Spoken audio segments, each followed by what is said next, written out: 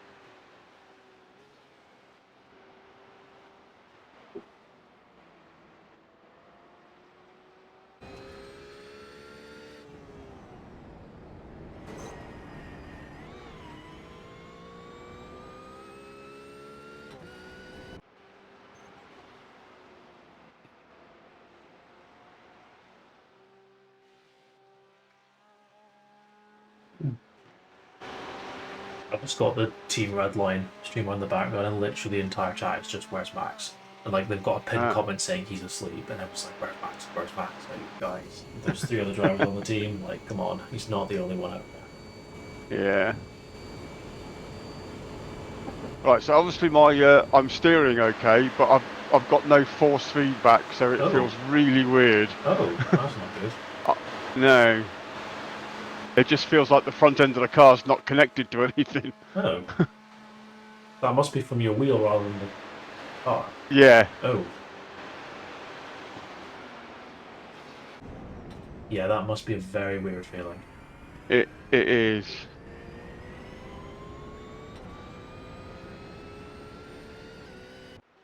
You think is it not connected to the wheelbase, or is it need to turn it off and on again?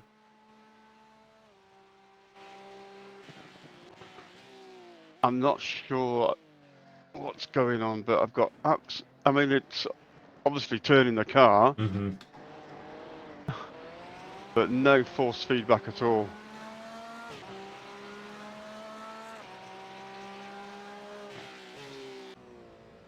And what we can do if you want, I can jump. You can just do a single now. I can jump in after you, and then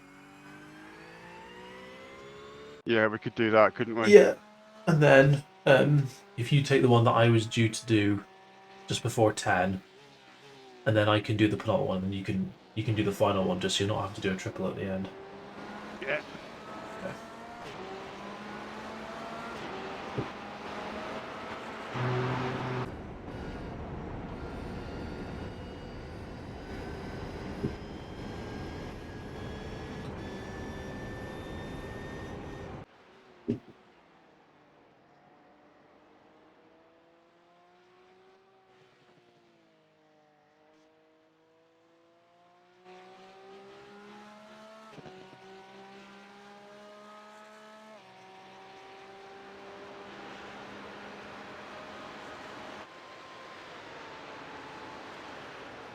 Just saying, this is what we used to have to drive with before. Yeah. Direct drive and force feedback and all that, right? Yeah. Like going back 10 years. Exactly. Or further. Well, I think the very first wheel I got during lockdown was 50 quid when I got from Game. I don't think that had force feedback on it. Oh yeah, I'll give this a shot. I used to do this. And I was like, this is awful.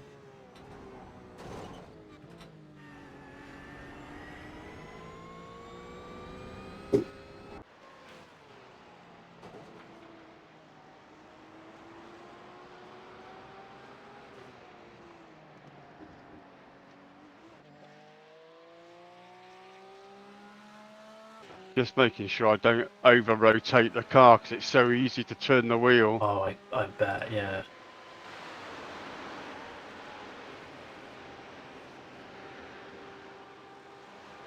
Yeah, because you've got no references to how much steering angle you should put on. Yeah. Especially in the high speed stuff like here. Mm.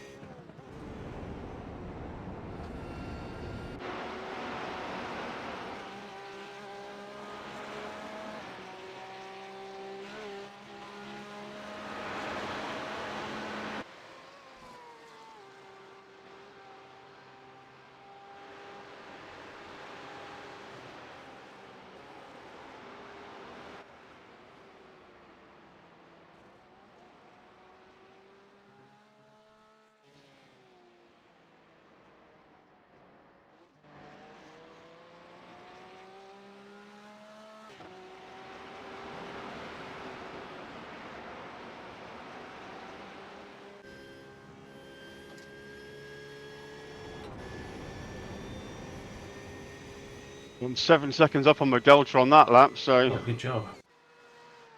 Who needs force feedback, right?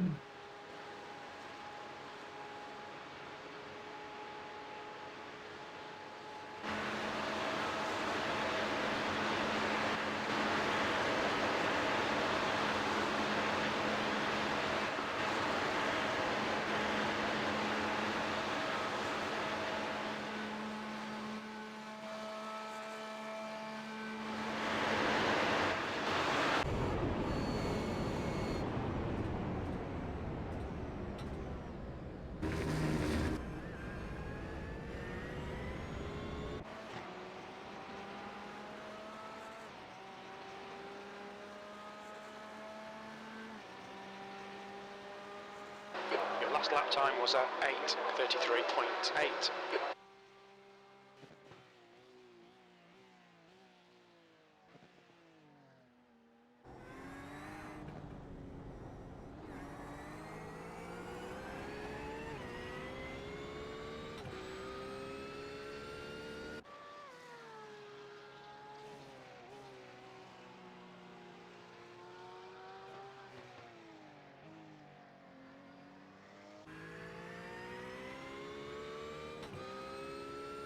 Schmidt behind is pitting.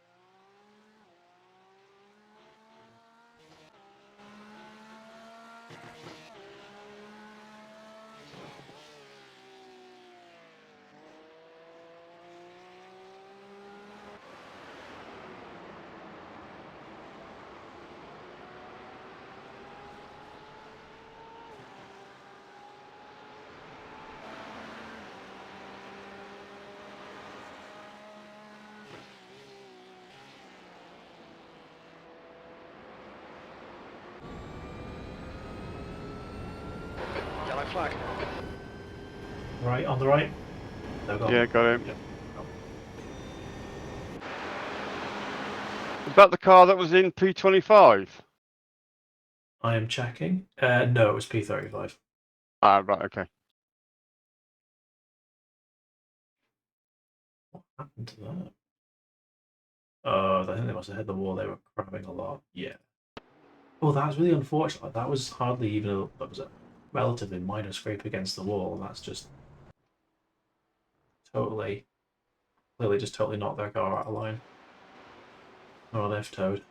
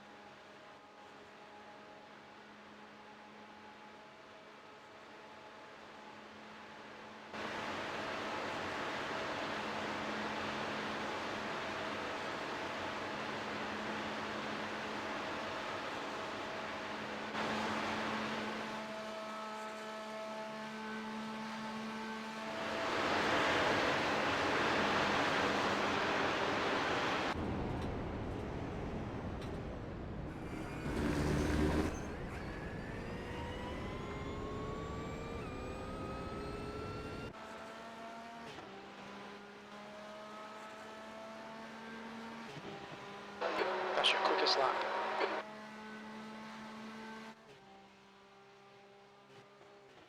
Left side. Ooh, Clear left. Blue flag. well Car avoided right. Clear right. from both of you. Jesus.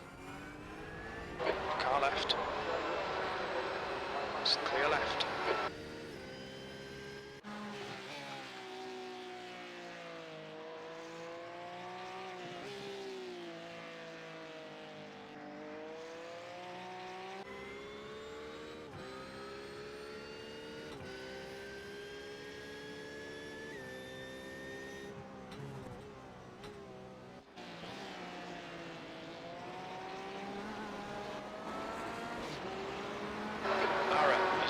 Celsius.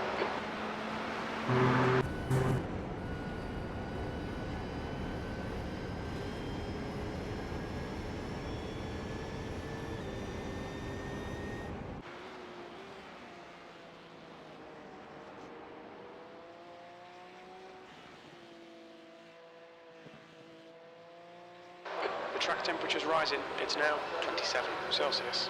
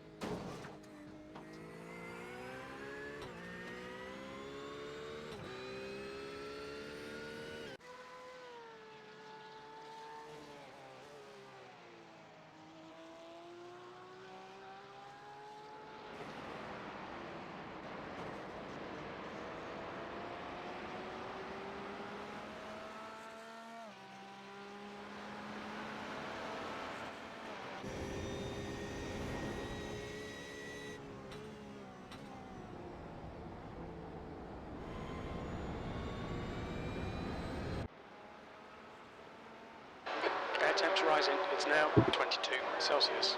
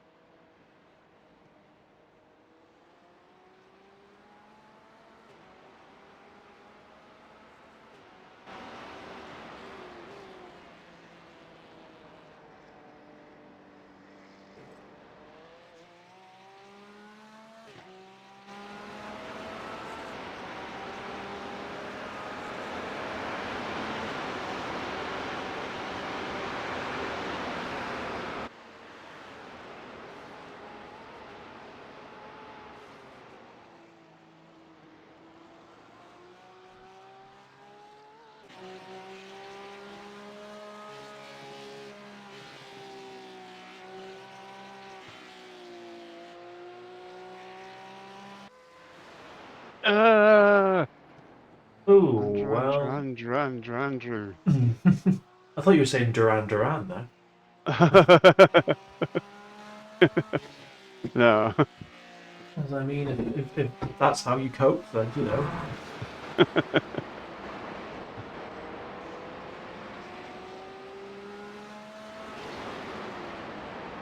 No, I was telling myself off. Right, I'm gonna start getting ready back in 2 minutes. Yeah.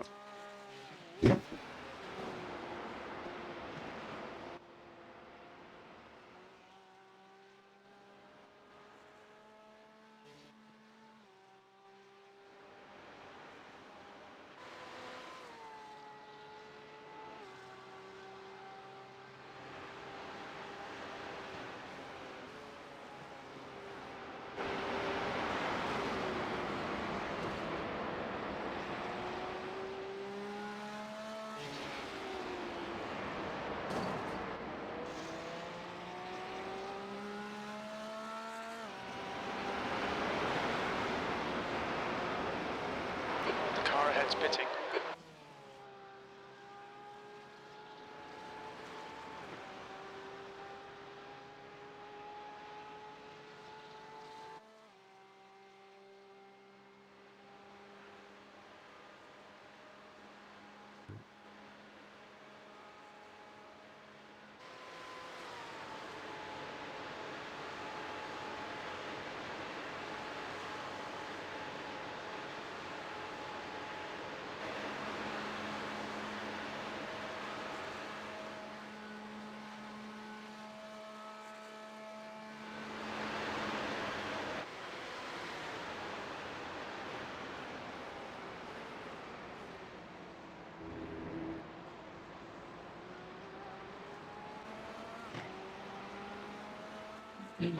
Okay, Stu, as your car exits in the pits, heads up.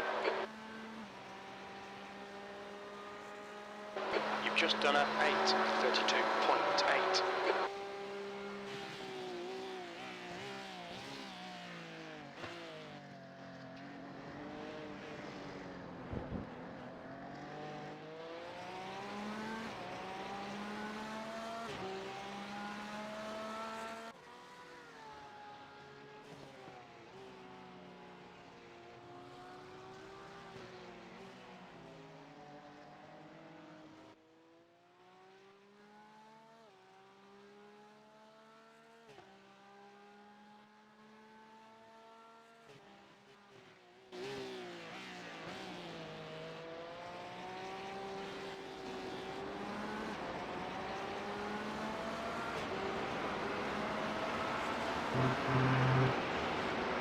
Regaining on the car in front. The gap's now 2.3.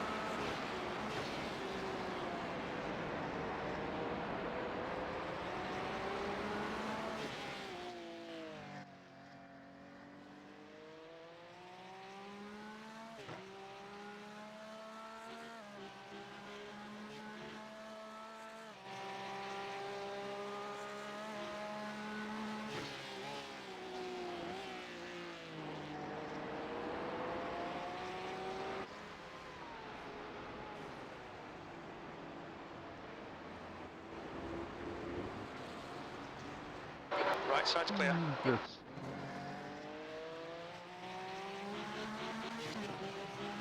900 rated driver in the car, Andy.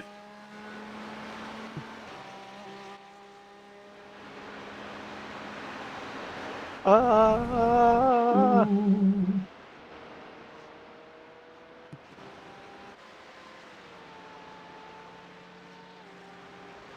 The gap in front has increased. It's now about 3.9.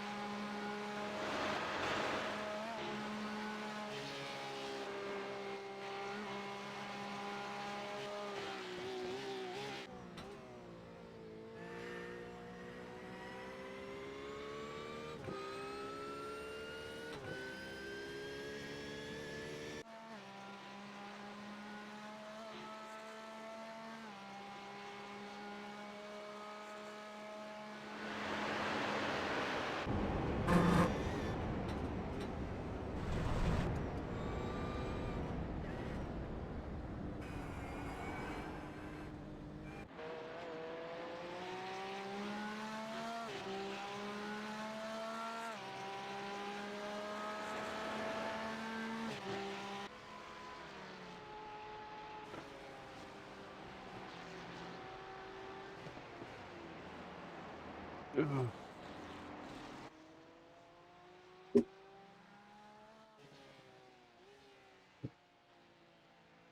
Oh, what's happened to P24? Oh, they're back. Oh, they've towed. Car left, clear left, blue flag. P24 have towed. Yeah? Yeah, I think.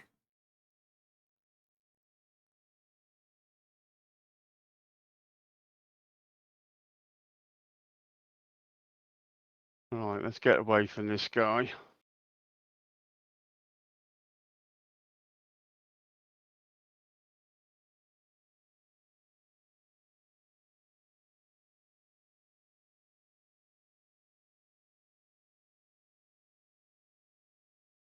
I can see 23 ahead of me.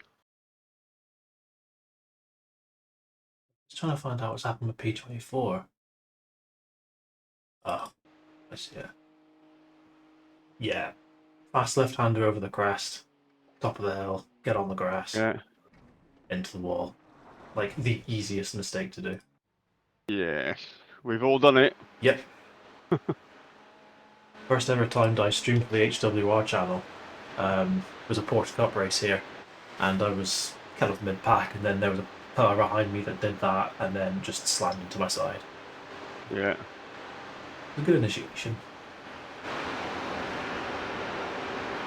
I mean, they've got back to the pits. They didn't need to tow, but yeah, they're going to be.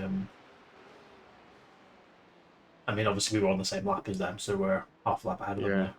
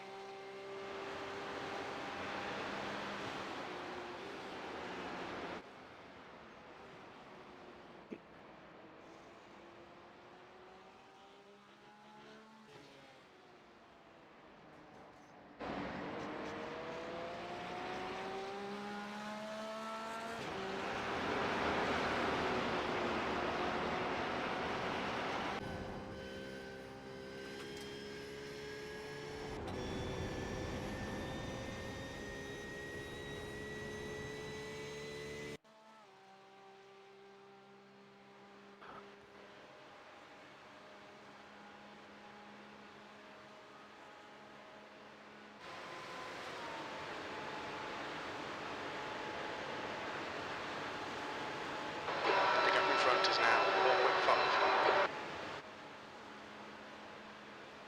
0.5. The car ahead have pitted last lap, so although we're close to them, we're not really fighting them for position right now. Yeah.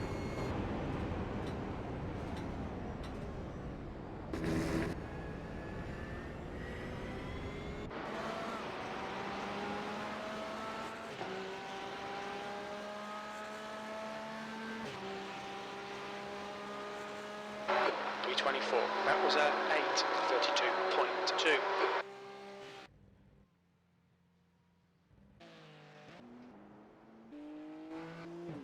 The car behind us is just out of the pits again, so the ones that had to make it back, so we're just about a Yeah. lap ahead of them now.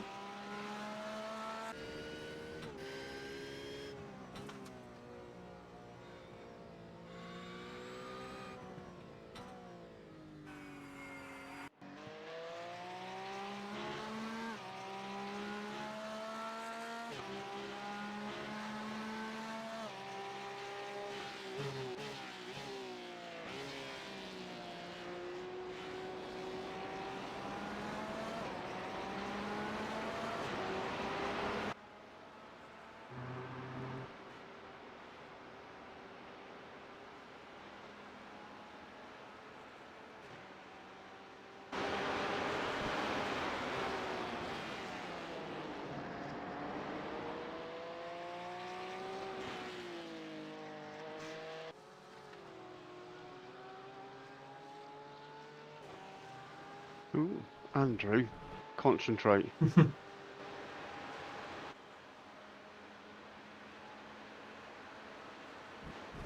The lack of force feedback can't be helping you. No, it doesn't. It feels like it's wandering around all over the place. It's horrible.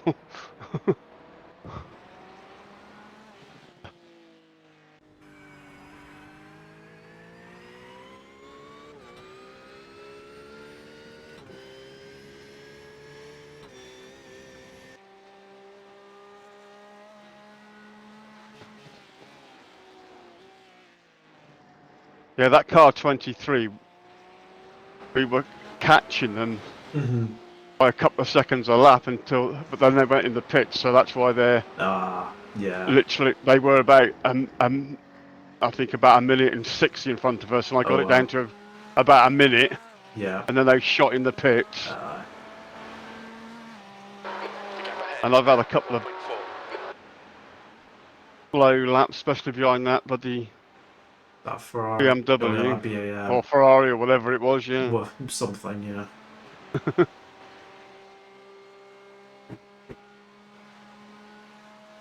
Yeah, Oh, you've got 2 laps left, including the one that you're on. yeah. I'll start getting ready around the carousel. It'll take me a couple of minutes to get everything set up. That's the problem with VR. Yeah. It's fiddly. I mean, to be fair, when I do a stint, I always have to go around the battery on my phone.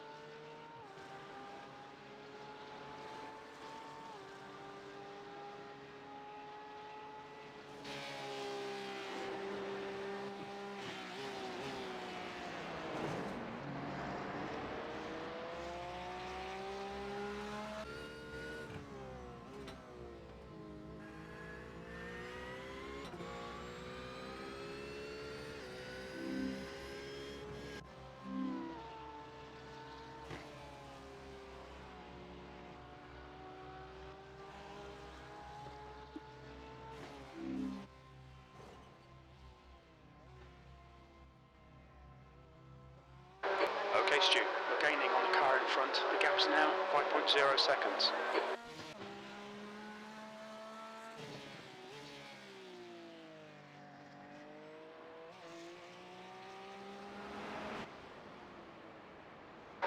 Radio check. 2 litres left.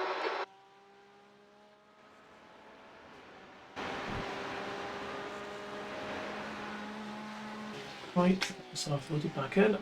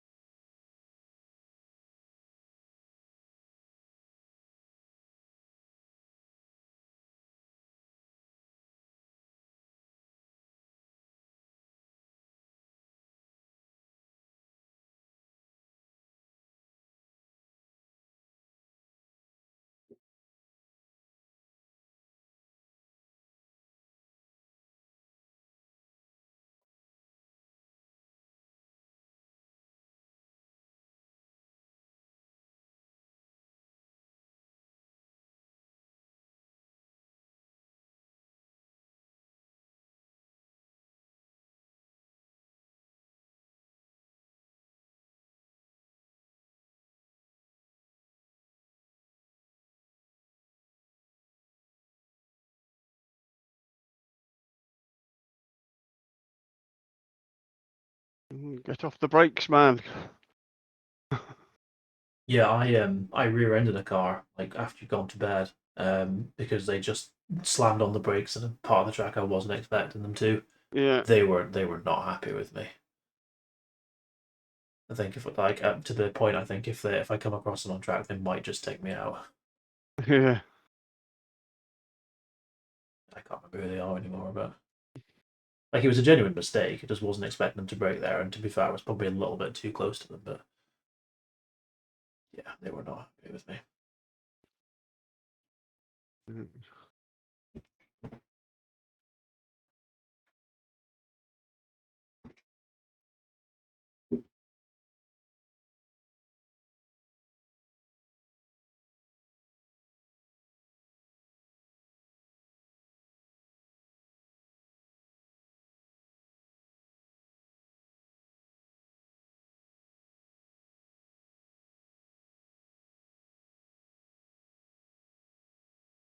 Let's hope he's not too fast in a straight line. Is it a Porsche that you're behind? I'm still loading in. Yeah. We seem to have had a bit more top speed advantage over some Porsches from what I've seen so far.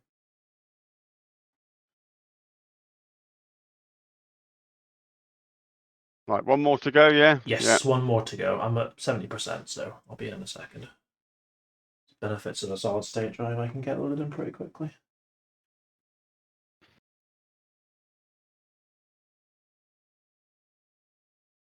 Oh, my poor computer is going to love the rest after this.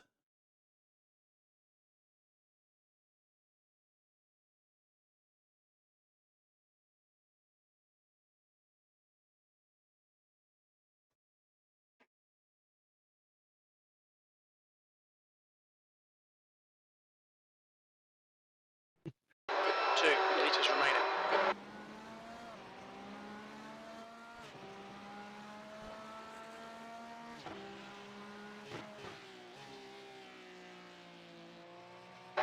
Blue flag. Fastest lap for Schmidt, 8:22.7 seconds.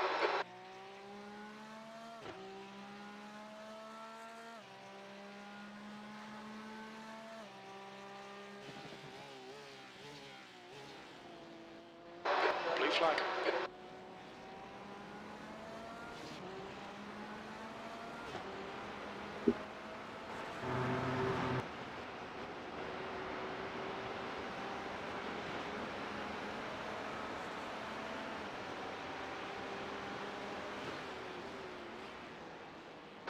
Blue flag.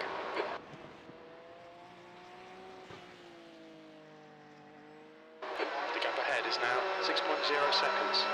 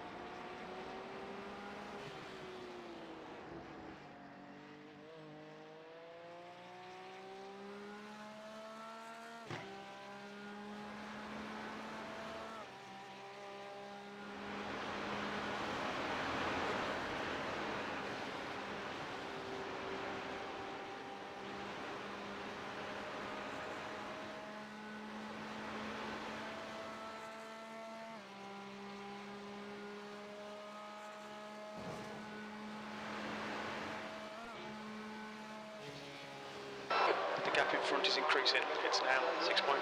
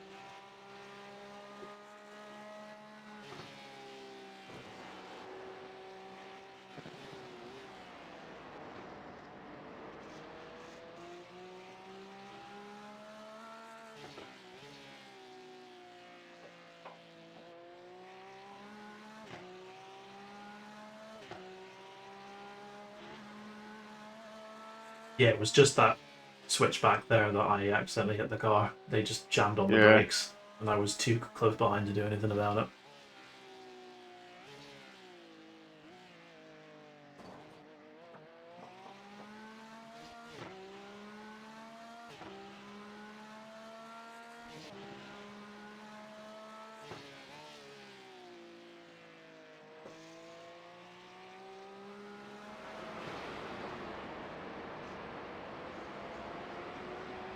The gap in front is now 6.4.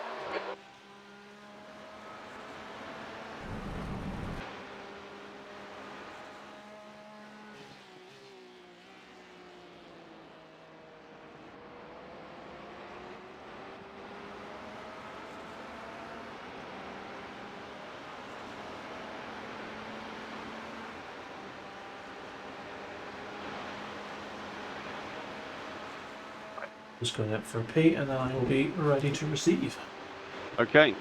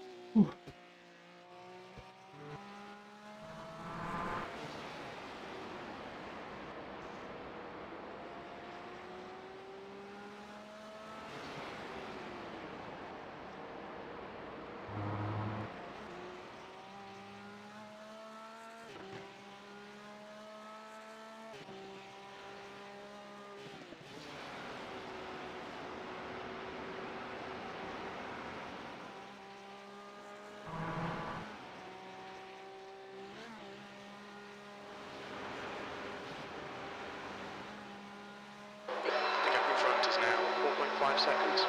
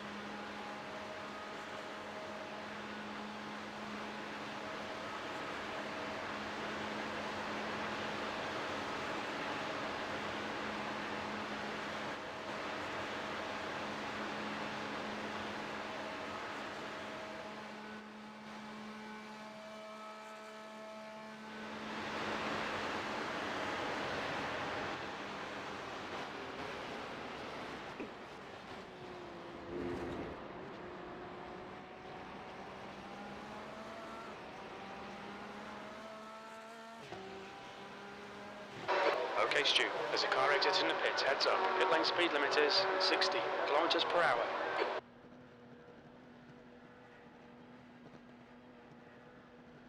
Feeling quite unusual right now. Usually at this point in a 24-hour race, I am like absolutely dying on my arse because I'm so tired. But I actually got some sleep last night. It's amazing. Yeah. This is what it's meant to feel like. Yes, it is. There you go, all yours. Thank you very much. See, I keep trying to convince my wife, say, look, if you watch Le Mans or any of the 24-hour races, the drivers get out of the car, they'll go for a shower, Mm-hmm. they'll have a massage, they'll have a meal ready. So if you could do all that for me when I'm doing my 24-hour races. If I said that to my wife, she'd just tell me to piss off. Yeah, that's pretty much what mine said.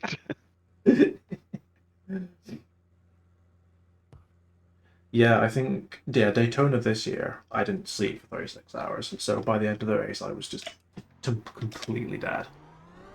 Yeah, my first 24 was Daytona last year or the year before, and I think I got about an hour's sleep. I think your first Daytona was probably my first Daytona as well then. Yeah, probably. 2023 must have been for me. Yeah, Yeah, yeah, same I think for me. so. Yeah. That was a fun race. Like that moment when the sun rose in sim, and I realised that me and Niels had made it through the night. Like that. Yeah. Like that's one of those moments that'll always stay with me. Like Yeah. it's a silly thing to say, and if you don't do something like this, you don't understand it. But like we Yeah. just knew that we were almost there when we were gonna do it. Like that was a good Yeah. feeling. Yeah. Right, I'm just going to do a system reboot, see if I can get the steering wheel back on again. Yeah, no worries.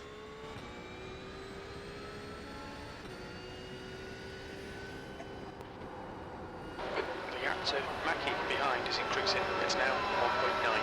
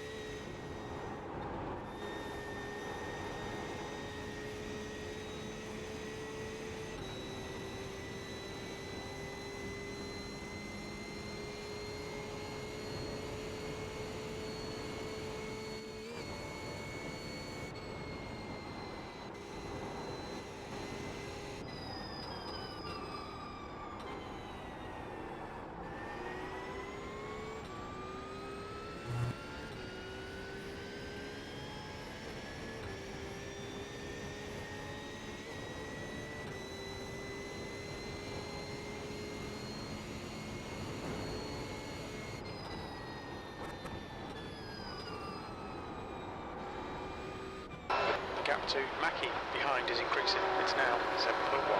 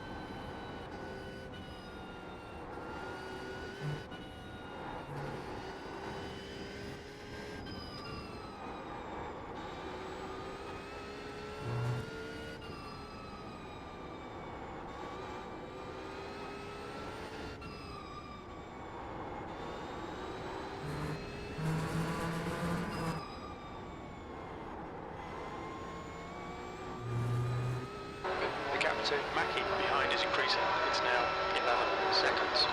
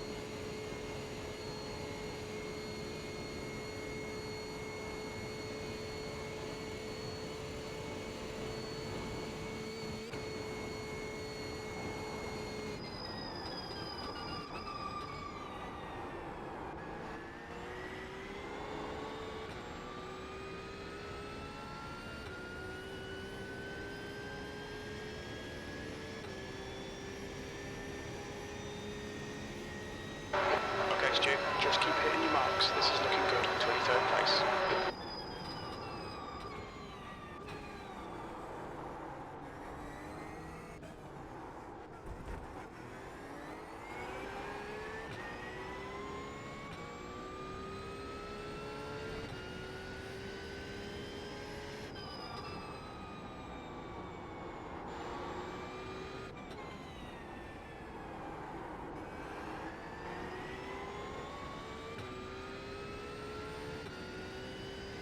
The gap to Mackie behind is increasing. It's now 15 seconds.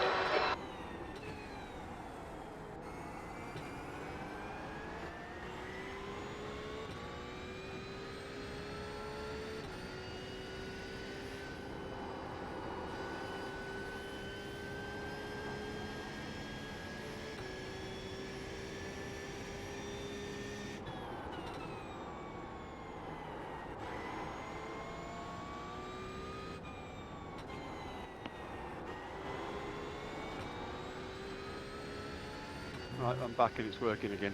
Good stuff. Good old IT crowd fix, right? Yeah, just give it a reboot. Absolutely. That's a new fastest lap for Ara, 8:20. So we came out of the pits just ahead of P24, Yeah. and I put 14 seconds onto them in a lap. Oh wow. So, yeah, I don't know what rating their driver is at the moment, but they don't seem to have much pace. No, I think they were, like I say, I think they were doing like 947s or something like Jeez, that. okay. Not 947s, 847s. I was going to say, I mean, 947s might be GR86, but... Yeah. Actually, his last lap was 17:35, so... Okay, wow, so they must have had some damage. Yeah, they must have, and it's another Porsche.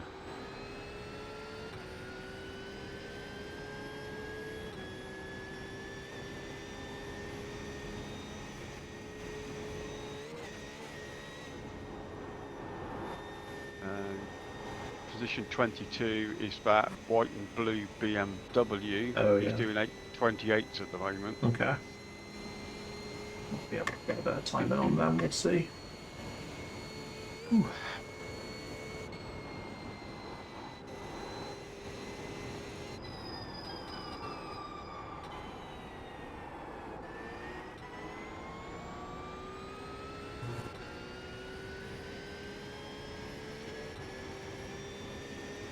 He's just dropping down now into that right, left, just down into first gear, and then Okay. down over the bridge. Okay, so he's what, about a minute and a half ahead of me? Something like that, yeah.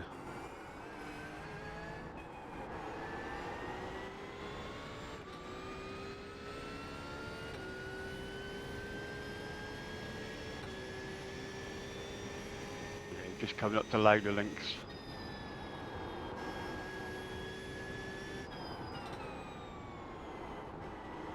I think this is the Porsche in front that we were fighting in the first two stints. I recognise the yellow livery. It is. Yeah, it is. What happened to the both of us, eh? Yeah. We were doing so well. Oh, We were. Oh, I promise I didn't mean to curse you like that, my man. yeah. Well, he's got it moving again. Might But that was a hell of a clout. Yeah, I wouldn't be surprised if that was a meatball. I also wouldn't be surprised if it wasn't a meatball. It never seems to make much sense when you do or don't get one. No.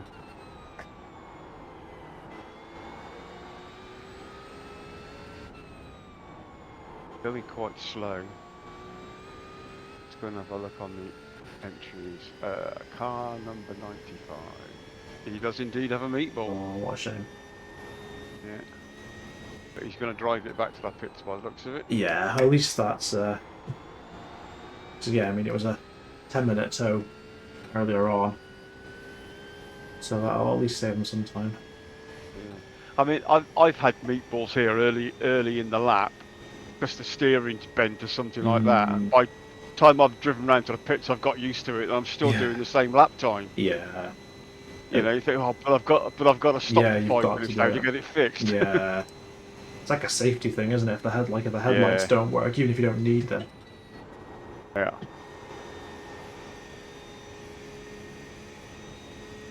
Yeah, he's kind of got back up to speed again now, so I bet he's just got bent steering or something like that. That's why he's got to do it. But it'll be something that's not really affecting them, but still needs to get fixed. Yeah, I clouted the wall, that left-hander going over the bridge. I think in my first stint last night. Yeah. I mean, that was 2 minutes of optionals, which I just took. Yeah. But no meatball. And I thought that might bend the steering. Yeah, I mean, I had an off in Spa 24 last year. That fast kink just before the bus stop. Oh, Blanchimont, yeah. Yeah, and went head first straight into the barrier. Nice. Bounced across the other side of the track, missed the barrier on the other side, but no meatball, bit of damage on the front, and carried on racing. The car was a little bit slower and in a straight line, but apart from that, it's fine. Well, I mean, look at me last weekend, right? That huge one that I had. If that had been a real Porsche, I'd have taken all the radiators out, and that would have been a race over probably. Yeah.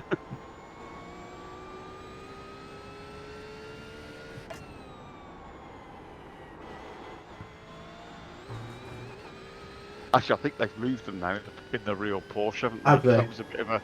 I think so. I think because it was a bit of Achilles heel, wasn't it? They've only got to get a bit of a bump on the front or rear end of a slower car or something like that. And So they changed it for the 992?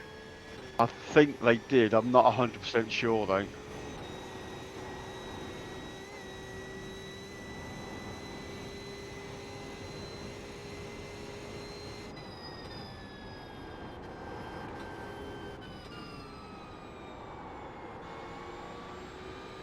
Right, I'm going to go and grab a quick cup of coffee. I'll be back in a minute. No problem.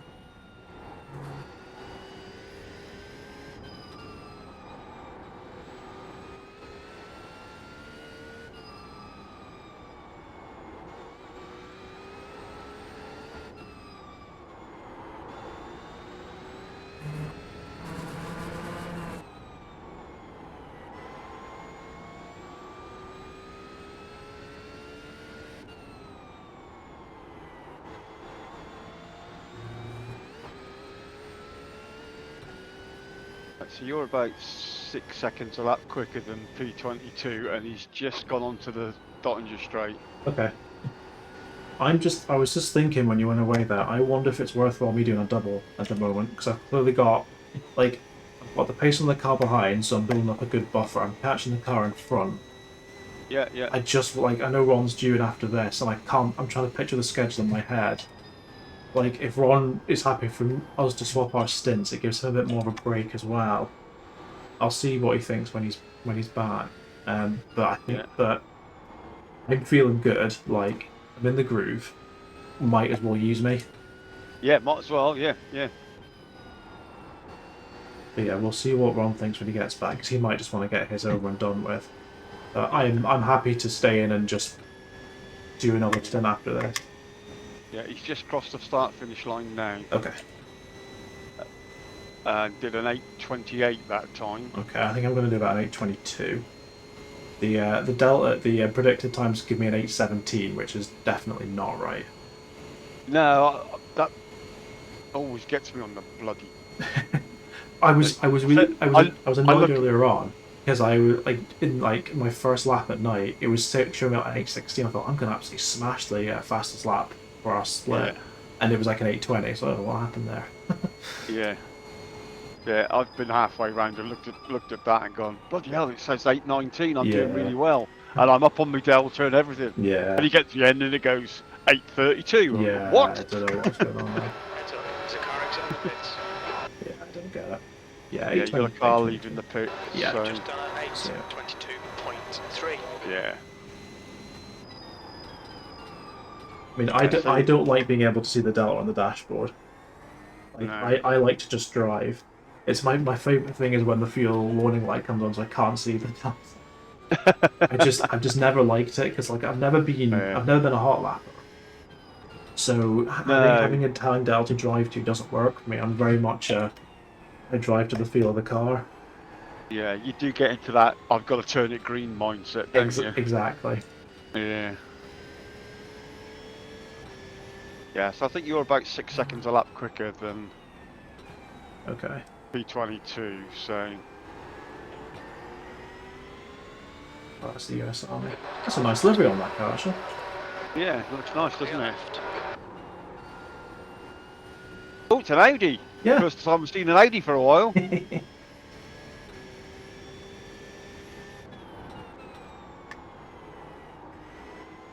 You know, considering they were supposed to be the fastest car around here. Yeah, I think it's a tricky car to drive. I've never driven it, never ever driven it. Tom was quite keen for us to use it for Spa 24 because I'm doing that with him. We've already agreed. So I went and got the Audi a couple of weeks back. I just can't get on with it. I think it's maybe my driving style because I trail an awful lot of braking. Like not much, but like I trail brake quite far into the corner to try and get the rotation, and the Audi doesn't seem to like that. So I need to go back and try it again. But I think we're probably going to use the Mustang or the Corvette when they come out. Yeah. Just go violently American. Because I think it's going to be me, Tom Kluge, and potentially Anthony as well. So it's going to be 3 Americans and me. So right, I'm just gonna change citizenship for the day. Yeah.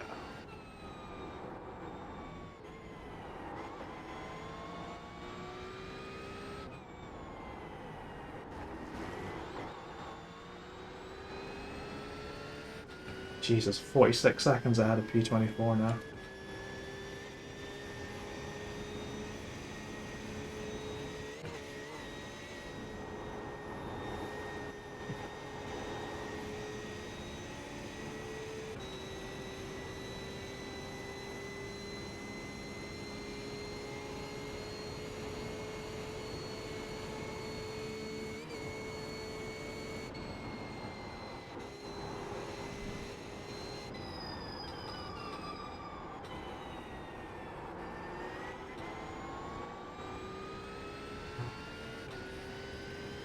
I'm watching you in TV2 view. Mm-hmm. Right. Why is it when you watch it like this, the track looks a lot wider than when you actually sat in the car? That's a very good question. Because whenever I'm sat in the car, you think, God, this track is so narrow. Yeah. And when you watch it like this, you think, well, actually, there's plenty of room. I want it's maybe the angle, like the height or something like that. You know, it's Yeah. like how when you watch Cars in the Spray, the higher TV angle makes it look like it's Yeah. less wet than it is. I wonder if it's something like that. Yeah, it could be. Yeah, because this track is not wide, so.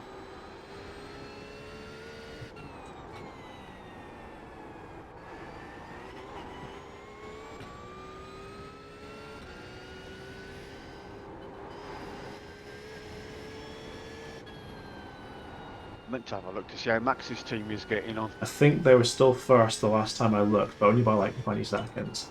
Yeah.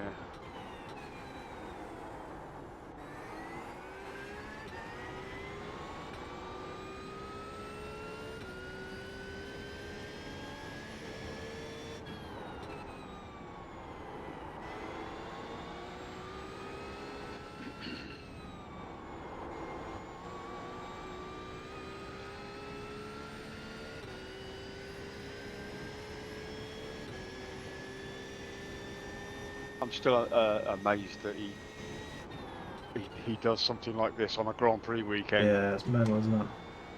I mean, he's away from home, so he's had to take all his sim set up with him. Yeah. Have all that set up. Thing is, like, he's Probably probably got about 6 different sim setups. He's not exactly short on money, Yeah. is he? No, exactly. Yeah. And if you were a company that was able to provide like portable sim equipment, you'd be on the phone with him straight away saying, "Hey, we'll give you this stuff for free. Just throw us a shout out." Yeah. That's that's free publicity right there, isn't it? Yeah. Oh, I was looking at me Instagram just before I settled down last night. Oh yeah. And there was one on there. Some real estate agent in America had put on this house in Arizona. Mm-hmm. I mean, huge house.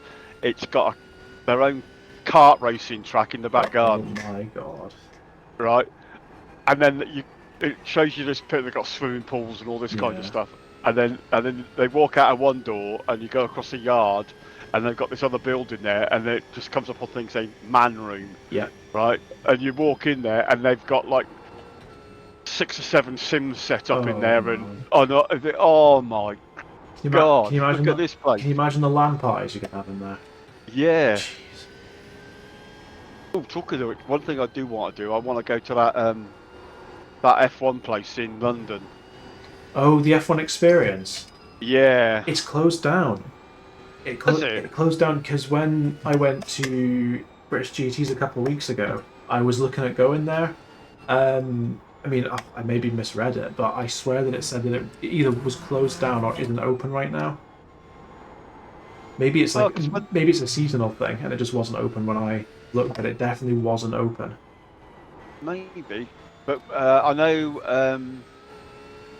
Like I say, I don't watch F1 live. I don't won't pay for the subscriptions. Yeah.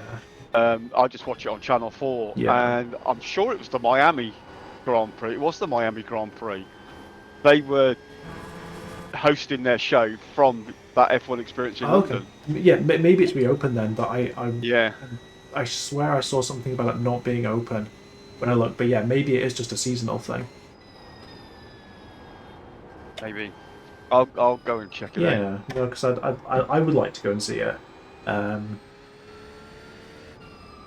It would be amazing. I mean, imagine all the people that were there that weekend. Not only did you have the Channel 4 people in, Oh yeah. so Billy Munger and all those were in there.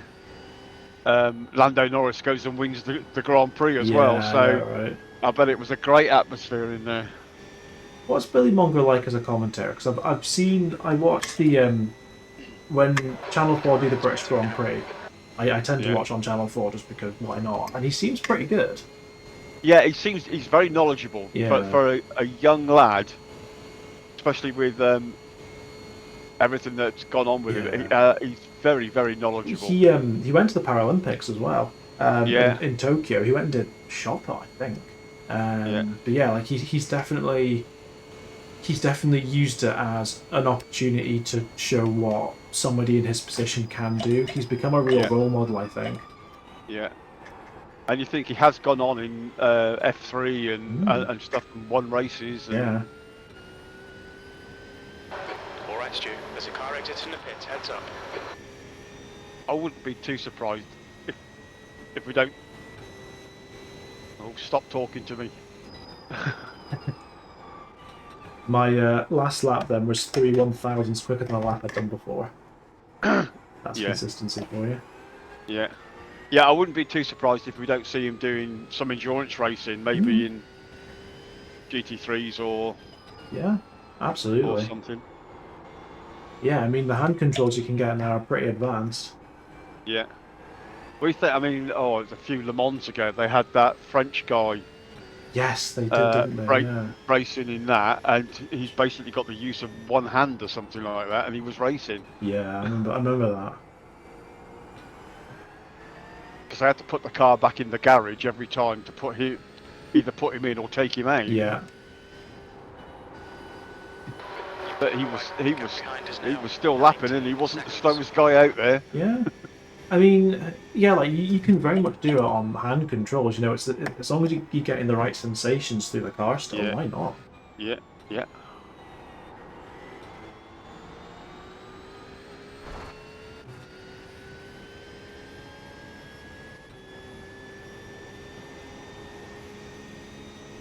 Especially in this day and age of Yeah. the electronics and simulators and Absolutely.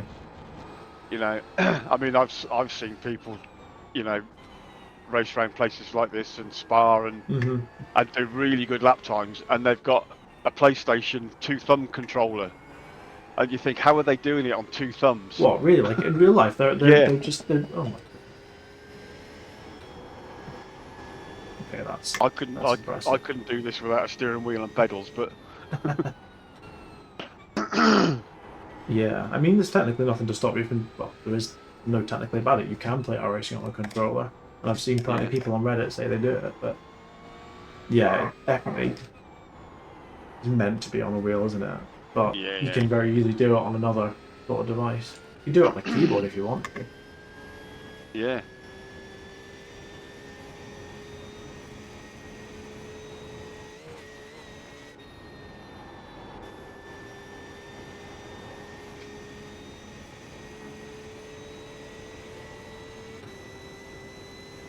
And I see Jan Moldenborough is going to be doing, I think, was it British GT? I think he's... Yes, yeah, he was there at Silverstone, yeah.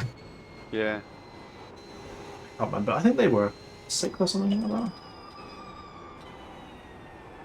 that. I didn't see it. I was coming back from holiday in Rhodes, so I missed it.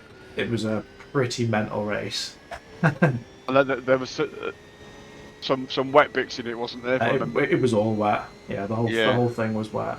Yeah, it was a very odd race. Like, we were barely keeping up, like, with what was happening on strategy. And when I went back and watched it the week after, the commentators hardly were either. So I felt a bit better about it. So I don't think I'm not too bad on strategy, but no clue. I was supposed to be there. So I do marshalling. Ah, okay. So and I was going to go and marshal it for the Saturday and Sunday, but about 6 weeks before it was due, we met some friends. Some friends of ours just rang us up and said, "Oh, we're going to the pub for a meal tonight. Do you want to come and join us?" Yeah. So, yeah. Okay. So we went up there, and then Martin, the lad, said, he said, "Oh, I've been looking at holidays again, and I found this one, and it's got 45% off it." Oh wow. It's all inclusive in Rhodes, so we had a quick look at it, and within 10 minutes, we said, "Oh yeah, let's do it." Yeah, so we booked it all up, and then I got home and thought, we're going to be coming home the weekend I'm supposed to be going to British GT, so I have to cancel it. Well, it was about 2 degrees, absolutely freezing the whole weekend, so you probably were better off going on holiday.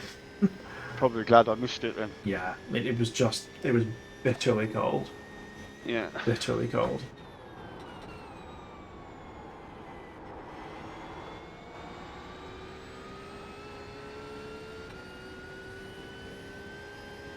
No, that's cool. You do marshalling though. That's That's it's something you can do motion turn at Knock Hill as well. I was intrigued by it. Yeah.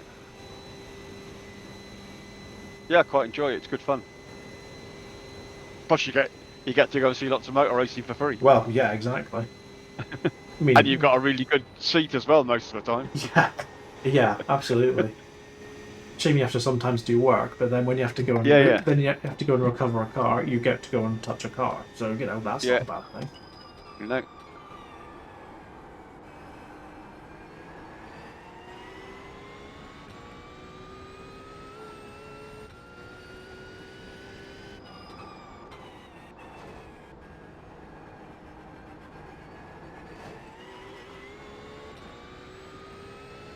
Like I say, I only live about 10 minutes away from Thruxton, so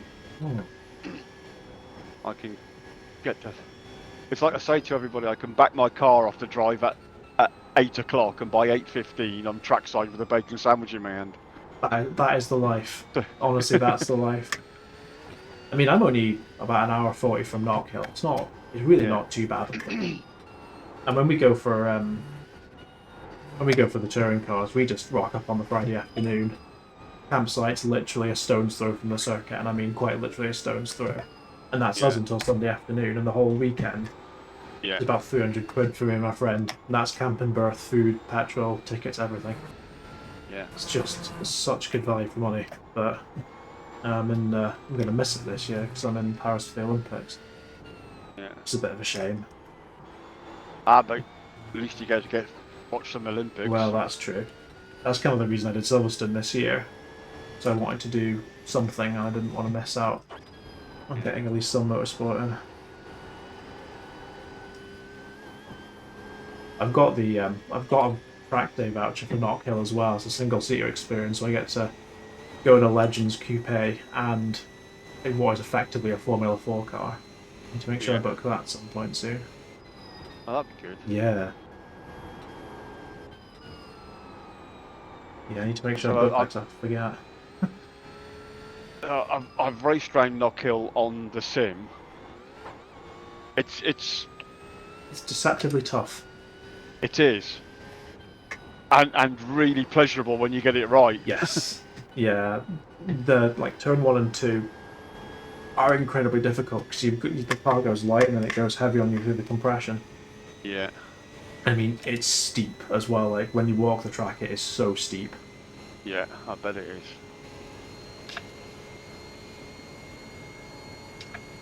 Yeah.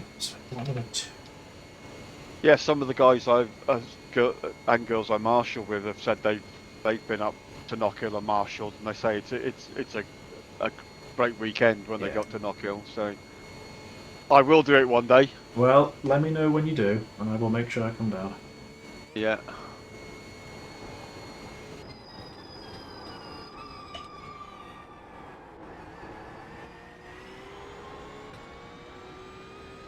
Yeah, I'm going to miss the touring cars at Thruxton this year because I'm away again off to Dominican Republic for a couple of weeks.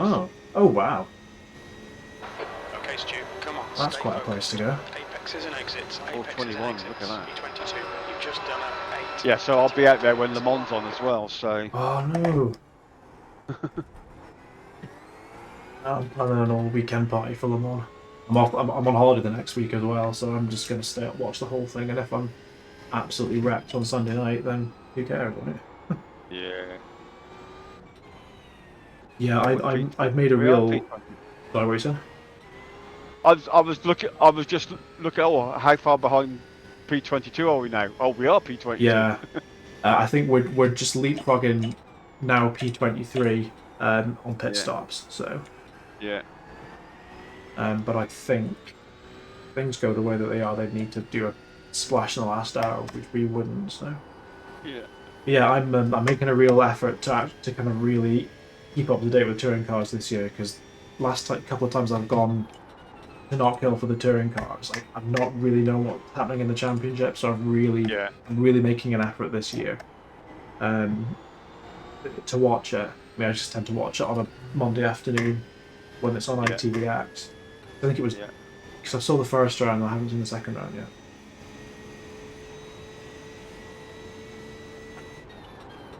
Yeah, a few times I've done the Le Mans race, watching it live on TV, and I'll have a bit of a lie-in, get up, and then do a bit Yeah. around the house, keep the wife happy. Yeah. Yeah. Needs to be done. Yeah, and then go and have an hour's kip or something like that, and then coffee table full of tasty snacks and treats, and that's it. I'm in front of the TV and I'm not moving for 24 hours.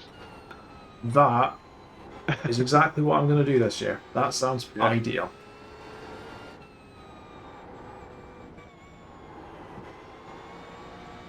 Yeah, hopefully it's even half as good as last year's race was. Yeah. Yeah, the first time I did that, my wife said, I'm not staying up, I'm going to bed. And then I did it again a couple of years later, and she said, oh, all I can hear is cars racing, so I might as well stay up anyway. Is she quite a big But motorsport fan as well then? If she not, came? not so much. I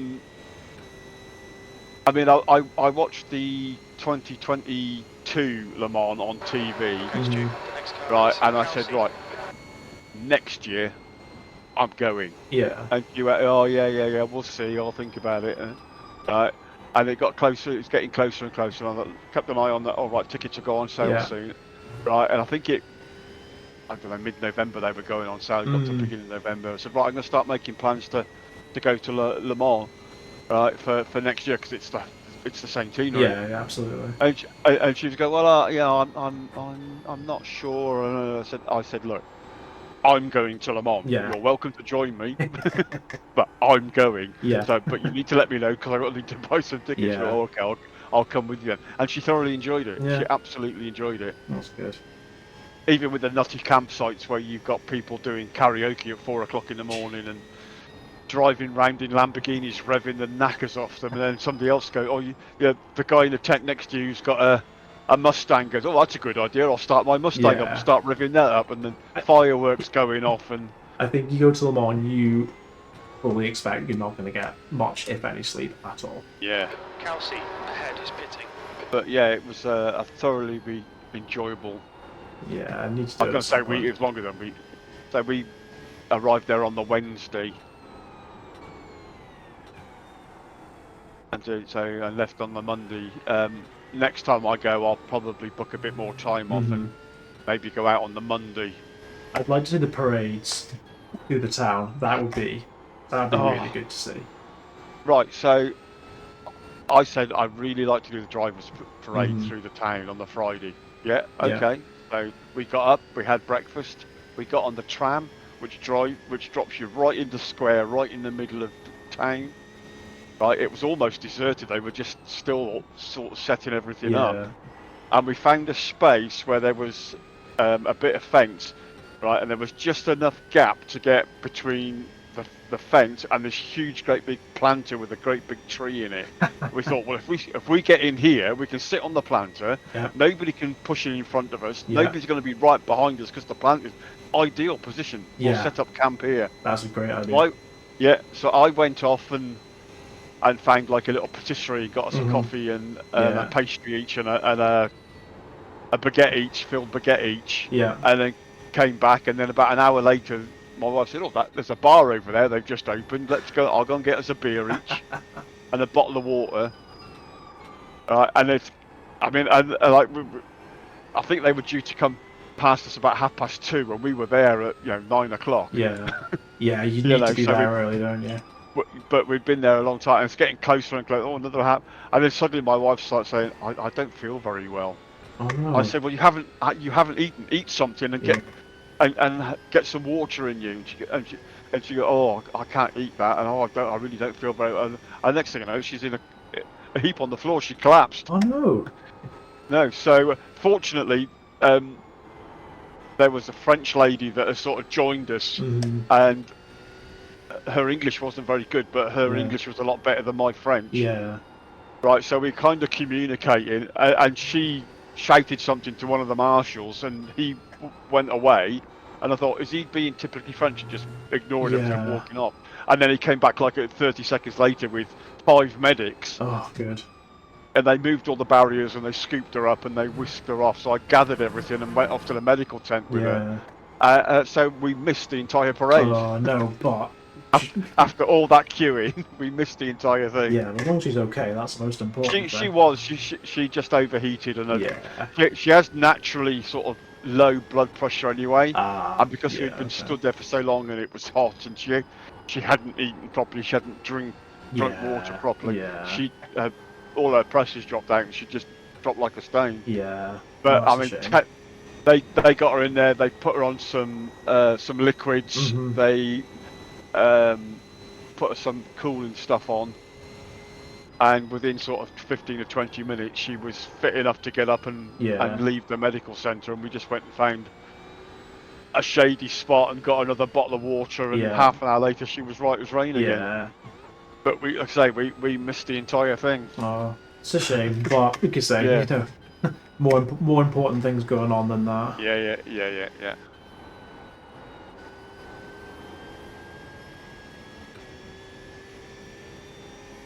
It's P10 in front of me. They're setting a pretty solid pace.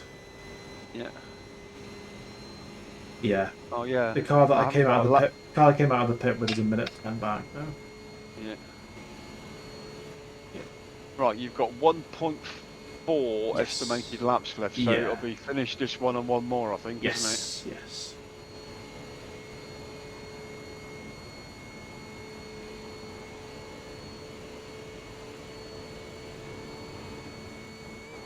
I haven't heard anything from Ron No. yet. Yeah, might as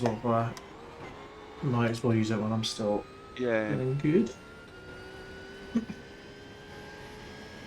I'm here. Oh, you're here. Sorry. No, it's fine. We were saying, Ron.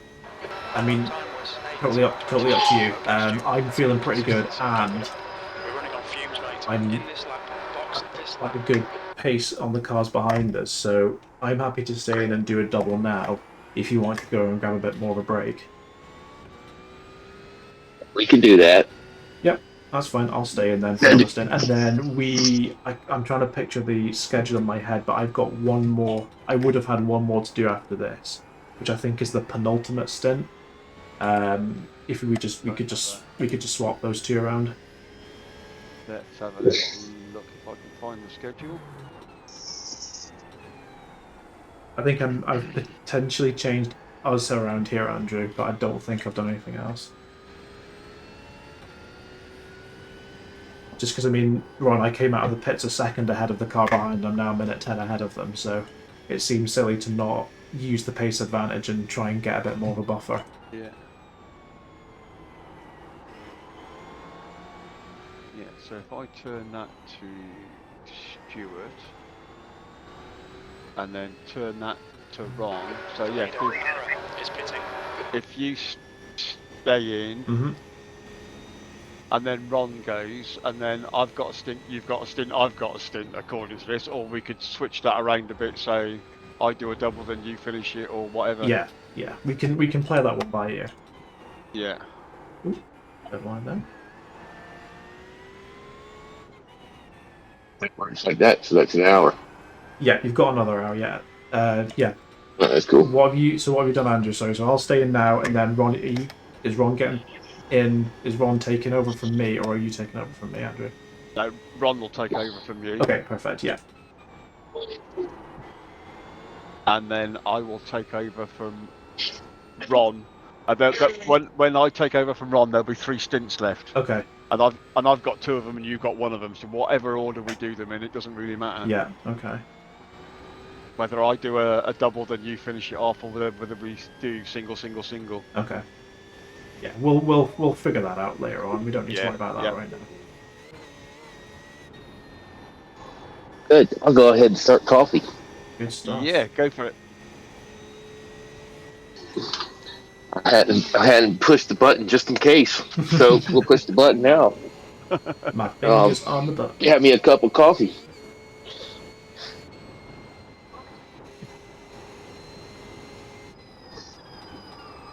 God, I love these days. Go to sleep. It's a 24-hour race for you, right? Yeah. Yep. I want to be able to do this in real life one time. They gonna drop my Porsche off and fly me out there to it and let me drive it. Yeah, it would be nice, wouldn't it? Yeah, right.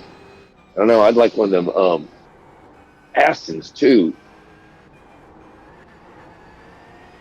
A friend of mine has just bought himself a 911 GT3, Oh my! and that's just for a track day plaything. Wow. Just for a child, must be nice. Yeah. So I'm going to be very friendly with him and be buying him cups of coffee and beers and things. I might come with you one day when you do one of your track days. Oh man. Yeah. I mean, like, on the one hand, I would love to have like a track car or something like that, but it's so expensive to get them. It's so expensive to maintain.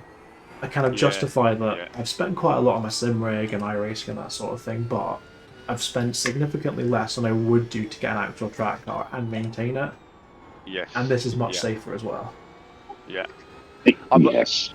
I was talking to a guy the other weekend, another fellow marshal of mine, and he up until last year, he was racing in the BMW Compact Cup. Right, so he had a BMW 218 Compact, right, race car. He said it cost him about 25 grand to set up, to buy the car, a trailer, tow vehicle, all that kind of stuff, and then it was costing him about £1,500 to £2,000 a race weekend. Yeah, that's. I don't have that kind of money kicking around. It'd be nice if I did, but yeah, it would be. Yeah, I mean the only thing that I really need to, think about now is my annual subscription to this. If I ever want to upgrade hardware, which is what, a couple of grand at most. Yeah. That's a drop in the ocean compared to an actual car. Yeah, exactly. I mean, I've probably got this rig as far as I'm ever going to take it now. Now I've got my direct drive wheel. I might have to do a computer upgrade in another few years, maybe. But, yeah. I think I've probably spent about somewhere between £4,000 and £5,000 on this. Yeah. That's about right. Yeah. The really annoying thing is I went out and I bought myself a proper race seat. Oh yeah. Right, and I think it was about £350 or £400 or something like that. Literally, that got delivered on a Wednesday. On the Saturday, I was at my daughter's. My daughter lives a couple of hours away. Right, now this gets a bit complicated because I'm on my second wife. So my first wife's sister's daughter's husband works for Aston Martin, and he works in their specialist vehicles department. So he was on the team that developed the DB10 for James Bond. Oh wow! Oh, right, nice. He was the lead engineer for No Time to Die for the DB5. Ooh, very nice. Right, so he gets all kinds of bits and pieces from Aston Martin, and I was sat there chatting to him about rigs and stuff like that. And he went, "Oh," he said, "Have you got a rig?" And I went, "Yeah." He said, "Oh, do you want a race seat? I've got 3 or 4 of them in the in the garage that have come out of Aston Martins." I thought, "Oh, bloody hell! I've just bought one." I mean, that on the one hand that sucks. On the other hand, hey, an actual race seat from Aston Martin. That's pretty cool. Yeah. All right. Yeah, because the regulations are, if you have an accident in the car, you have to change the seat, even if it's only a bit of a bump. They change the seat. Is that right? Why is that? Yeah, I don't know. They just I don't know whether that's an Aston Martin thing or the regulations of the championship they're racing in. But if you have any type of accident, you have to change the seat, even if there's nothing wrong with it. So if they have an accident in practice or in a real race, even if they repair the car and put it back in the race, they change the seat. After the race, they'll change the seat. So I guess they've just got an absolute load of seats sitting around there that are there's nothing wrong with them. Yes, seats, belts. That's cool. Yeah, I'm still on a play seat challenge. That's definitely something that I'll need to get on an upgrade at some point. But it's absolutely fun. There's nothing wrong with it. But it's gonna break at some point. Yeah. Hopefully, not while I'm in a race. No. Yeah, I've got a Sparko GT3 race seat, so.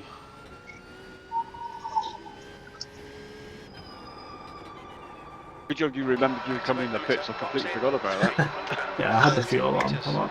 You need to stop again to get to the end. Under 5 hours to go. Yeah. 100 metres. 50 metres.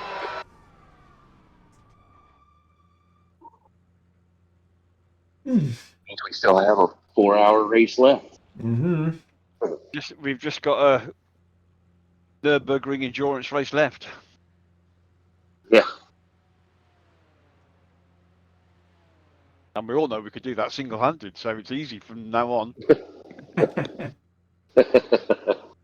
Well, I mean, technically I can't because my headset battery won't last that long, but yeah. Yeah.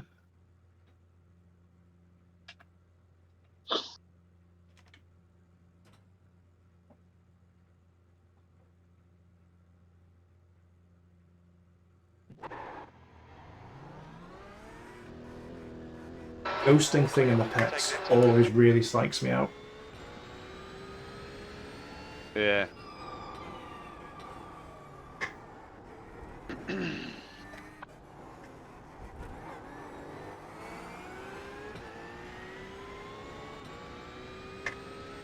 I often wonder what it would be like in iRacing if they turned that pit ghosting off, so Chaos. you could still. Absolute chaos. It would be absolute chaos, wouldn't it? Yeah. That happened on NASCAR on the upper parts of it. It's the pit is real. You hit them, it wrecks. Yeah. I mean, the realist in me, so I like this to be as true to real life racing as possible. So Yeah. why have we got ghosting in the pits? I mean, yeah. I mean, I get what you're saying. If it was really true to life, we shouldn't be able to see the car going around the track. Like if you're spotting, you should just be seeing like a pit view or something like that. Yeah. We shouldn't be able to get the black boxes either. I mean, I think there's a certain line beyond which there's maybe such a thing as too much realism, but ghosting in the pits is one that maybe should be revisited, I think. Well, I think they need to keep it that way because part of them I've seen in some of the things. Other people's pit boxes are in the same spot that our pit boxes was at because they stopped the car right on top of our car. Yeah, I think that's maybe a function of number of cars in sim or something like that, isn't it? Yeah, could be.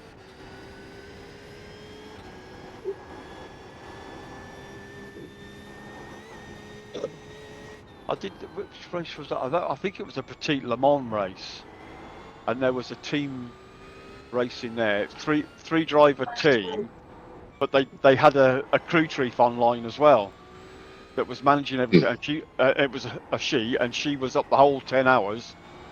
Right, and she was shouting at other drivers and all kinds of stuff. Yeah. Oh wow. And all she was I thought, are you the driver? And she wasn't. She was just the crew chief. That's fine. And she was sorting all the pit stops out for him and monitoring everything. That is a big job in of itself. Yeah. That's funny though that she's just going mental on voice chat. But she was, You gotta let us pass. We're so much faster than you. And the driver, but this is the position. So why should I let you pass? If you're that much faster, overtake me. Oh, you can't say that. You gotta let. Bloody hell. I mean, clip a couple of those, send it as a protest. That's a voice chat ban for a while. Yeah. Well, it was like that poor VLN endurance Porsche earlier on. Like at the very start of the race, I was so much quicker than them, but they've got no obligation to let me past. Exactly. Yeah. It's a motor race, and it's for position. Exactly. Yeah. I don't care what position you're in. Everybody's going to fight before you pass. That just comes natural. I don't want you to pass me. It's the race. Get out of my way. but I'm a lap ahead of you. I don't care. I'm not going to give it to you. Yeah. No, can I get mean, past me. you go back to the 80s and that Senna Mansell race at Monaco Yes. when I mean Mansell was like 10 or 15 seconds a lap faster because he's on fresher tyres than Yeah. Senna. I'm just going to drive my racing line and you can't pass me, Exactly. and won the race. It wasn't, oh, you're 15 seconds a lap faster than me, I better pull over and let you by. Exactly. Mm-hmm. Or when Ricciardo won it, when half his engine wasn't working, what was that, Yeah. 2018 or something like that? Exactly the same. Yeah, if you're fighting for position, there should be absolutely no obligation. Like maybe if No. you're on totally different pit strategies or something like that, and you're not Yeah. technically fighting over the same piece of tarmac. But yeah, if it's a straight fight for position, there's absolutely no obligation to give it up. And I really, really dislike these people that sit behind you, about half a second to a second behind you, and they're constantly flashing their lights at Yeah. you. Yes, I hate that with a That passion. really annoys me, that does. I can see. I know you're there. I Stop know you. flashing me. I know you're there. I know you could probably go a little bit quicker if I wasn't here, but Tough. this is for position, and if you think you're faster than me, come and overtake me. That's what I'm not much of a Hamilton fan, but he said that about George last year, was it? Yeah. Mm, George wants behind you. Well, I'm not going to stop and pull over and let him pass me. What in the world? exactly. He's got to pass me. I'm not going to give it to him. Oh, man, I tell you what, I used to be such a like when I kind of got back into F1, like 2020 when COVID started. I was like, oh, George Russell, like he's like the next Jensen Button. He's really good and all this and that. He's Yeah. just a bit of a knob, isn't he? he's definitely got a very high opinion of himself. Definitely. That young guy does. But I mean, part of me, I mean, to race at that level, I mean, you look at, I mean, Senna. You know, he was a bit like that. You have to be Yeah. really, really. Yeah. But to race at that level, you have to. Oh yeah, definitely. Like if you didn't Be- have that mentality, you wouldn't be there. Yeah, exactly. And I can't believe it's been 30 years since we lost Senna as well. Bloody hell. Yeah. Yeah, right. 30 years. So you know Ben Horrell, one of the guys on Yeah. the team. So the very first F1 race he ever went to was San Marino '94. Yeah. Yeah, they're the hell of a What an experience that must have been, yeah. Yeah.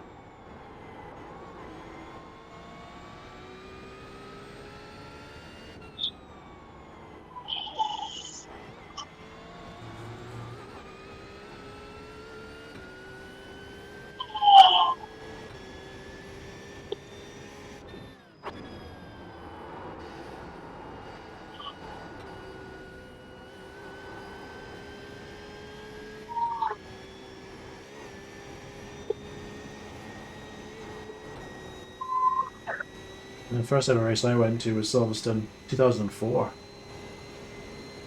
Yeah. That was when they were still doing that really weird single lap qualifying. You did 2 runs, and the first run dictated who went first in the second run, and so on and so forth. Yeah. But it was due to rain at any point. So basically, everyone went really slow on their first run, so they would be the first person to go in the second run because they thought it was going to rain like midway through. So like loads of people like slowed down right before the line. Schumacher deliberately did a really stupid spin. Yeah, that was really quite amusing.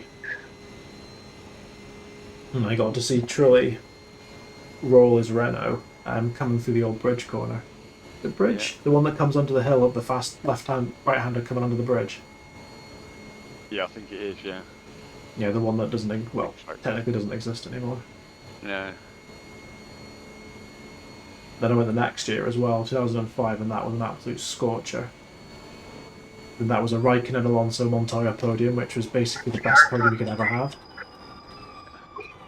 Yeah, I've never ever been to an F1 race. No? The car ahead's pitting. Never. I've never been to a live one either. I wanted to go to the first Miami one, but oh my God, the prices were. Oh, you gotta be kidding me! Yeah, It's just that's dodgy, isn't it? what stops me from going to an F1 race. Is the prices. You, I said it would have been great, but the first one was like, well, it was $2,500 for the tickets for the week, but that was you were eating with Haas. I mean, Yeah. and you were there. I mean, I would have paid $2,500 just to go into Haas. I don't care who it is. Yeah. I got to see. I got to see Makita Masada spin do it all. But $2,500. Oh wow. That is Yeah, ridiculous. whatever. Absolutely ridiculous, isn't that? And just a ticket for a seat. I says, you got to be kidding me. There's no possible way. These No, guys are high. yeah. How much is Silverstone this year? I think is it like 210 just to get through the gate or something like that? Holy cow. Probably something like that, yeah. And that's just for race day. Mm, And no, that's really, and that's no seat. That's just general admission. Yeah, if you want to do the Saturday as well and have a seat, you're looking at £600 or £700. Yeah, it's ridiculous, isn't it? It is.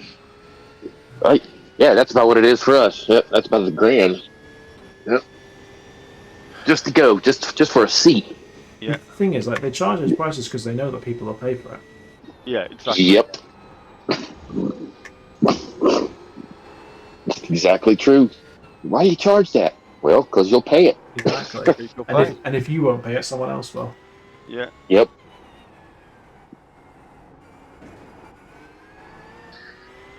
Yeah. And if you don't believe that, just go out there and look at the day after Thanksgiving. All those fights in the middle of the night.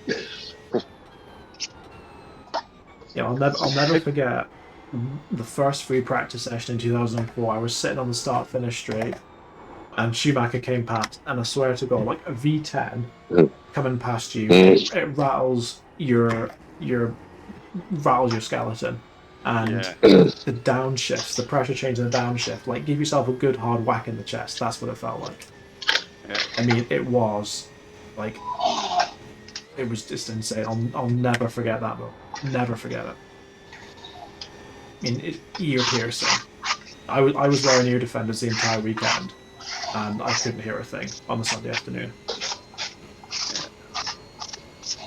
Yeah, when I did Le Mans last year, just before the race, they did a parade of former Le Mans winning cars, and they had that Mazda with the rotary engine. Oh, the 787B, yeah. Bloody hell! What a noise that thing makes! Yeah, that whale is just insane. Yeah. Can you hear the whine of the 499P? Can you hear the whine of its electrical? Trackside. Yeah. Because that's one of the nicest sounds in motorsport right now. It was quite funny because I mean I'd be sat at the Porsche curves, right, and you could hear them coming down, or just about hear the cars coming down the straight, and you'd have all them all going by, and then suddenly you would hear a lot of noise. Like, one of the American cars is coming now. And sure enough, Cadillac. Yeah. And then that thing Jenson Button was driving, Jesus Christ, it was like thundered going past you. Oh yeah. What an amazing car that was. That was the NASCAR, wasn't it? Yeah. Yeah. That was a cool Yes, the car. NASCAR. It was that about the same as the GTEs, I think, wasn't it? It was pretty quick. Yeah, it was sat between the on lap time between the GTEs and the LMP2s. Yeah, it had to stick behind the GT3s. Its overall race pace was down a little bit, but a single lap in it was bloody fast. They had to change the transmission, didn't they? Yeah, they did. Yeah, I think that's what the problem with it. yeah. The morning of on the Sunday morning, yeah, because I was down on the straight. We were sat in the grandstand directly opposite their garage, and when they rolled the car back out again and fired it up and shut it off, a massive cheer. Yeah. That's cool. Are we getting a garage? Are we getting a garage 59 entry this year? Do you know? I'm not sure. I keep on hearing rumours about a hydrogen car. That would be good. Yeah, and I know they had one doing some laps last year. but I don't know if it's ready to race yet. Is that the Hyundai one? I know there's all those Yeah. prototype pictures and stuff going around. I mean, it's the future, isn't it? But is it It gonna? is definitely, yeah, If they can keep some element of noise in it, I mean, even noise is pollution, so yeah. yeah, we need to see what the future brings. But yeah, it needs to be something seriously done.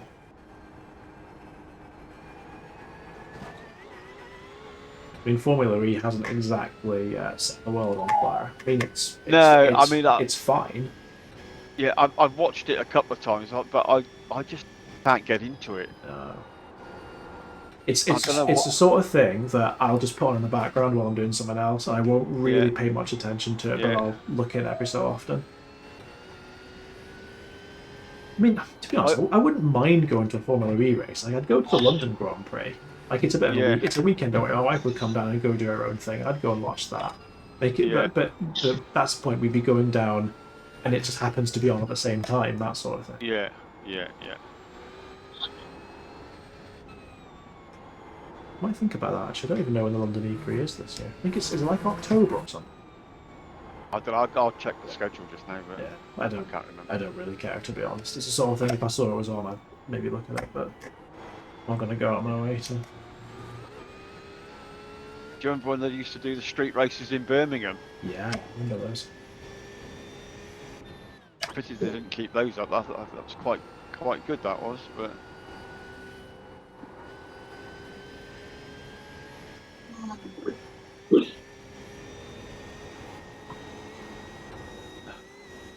Well, this has been a lonely stint. I haven't seen anyone. no.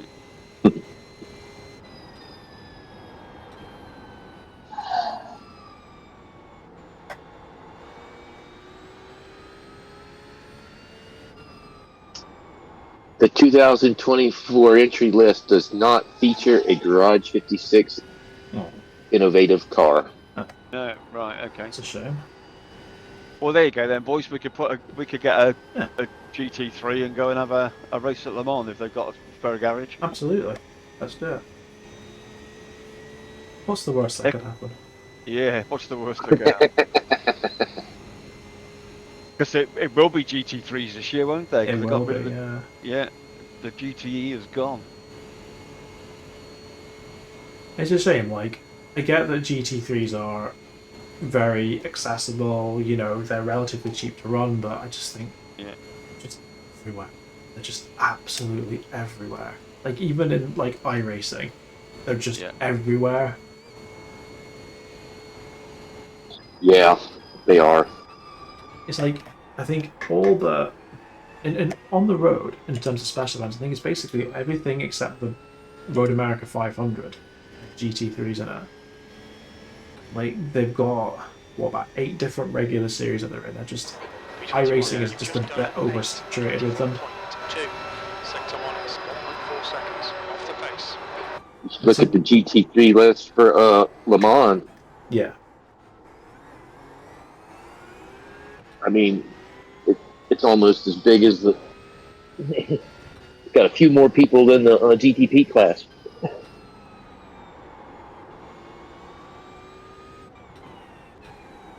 yeah. I've tried racing those LMP2s and the GP. I don't know why. I just can't get on with them. LMP2 is the best car in the service by a long way. I absolutely Yeah, love it. I just need to, put more effort into it and do more laps. I suppose get used to driving them. Yeah, yeah. No, it takes getting a lot of getting used to. Yeah. Like I'm starting to do the SF23 as well to kind of help supplement that, just kind of get used to high downforce and get used to kind of really leaning on the brakes. But yeah, the LMP2 is once you've figured out how to drive it, it's a lot of fun. Yeah.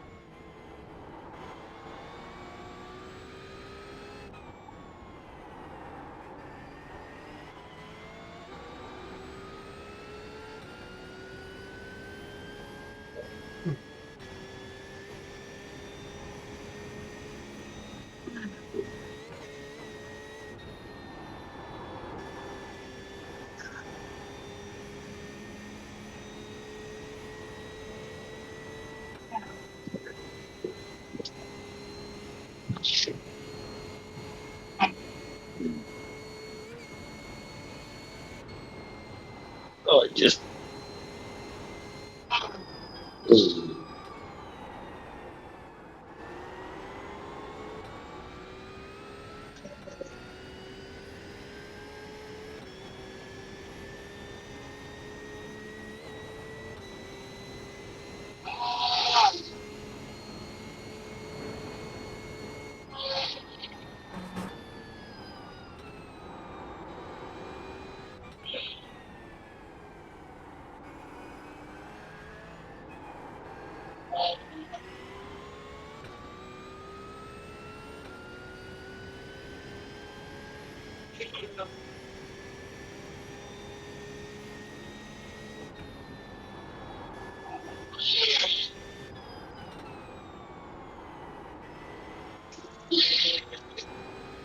I'm going to be a stint shorter than everybody else.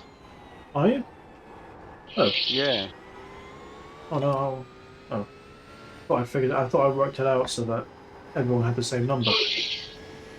We did, but I think it's because you've got in. Oh, is it because we've done this? Oh. Because you got in place of me because my steering wheel problem. You're going to end up doing 7. Right, so Unless you don't do that last stint and I do a triple. I mean, I kind of want everyone to do equal share. That's it. That's fair. I mean, would you be Yeah. happy to do a triple? Don't see why not. Because I mean, I kind of feel it's only fair that everyone does the same amount of driving. I mean, I'm only concerned about fair share on the Oh, we don't need to worry on about. the iRacing. Oh no, So I think it's like we hit fair share a long time ago. Don't need to worry about yeah. that. Yeah, it's like a plus or minus 10% or some crap like that. Yeah, it's 10 laps for fair share. So basically a double stint and you're already done. So no, we don't need to worry about that at all. Yeah, Okay. yeah, I mean, if you have to do a triple, like, I know a triple's quite a big ask, but you know, it's only fair that everyone gets an opportunity to do the same amount of driving. Yeah. Excuse me. Unless Andrew, you jump in after me now, and then Ron goes after you, and then you do a double at the end. Would that work? Can do if Ron's happy with that. I'm good with anything. Okay, Yeah. we'll do that Okay, then, because a triple at yeah, the end's a okay, bit of a yeah. hat. So Andrew, you'll jump in after me for a single or a double.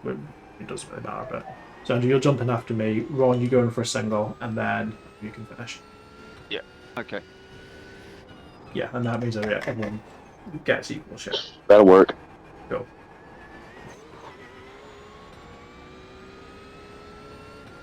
Oh, I'm into my last 4 laps of driving. Oh. Yeah. I always get to this point. I was like, oh man, it's over so quickly. It's always a sad time when that happens. It is.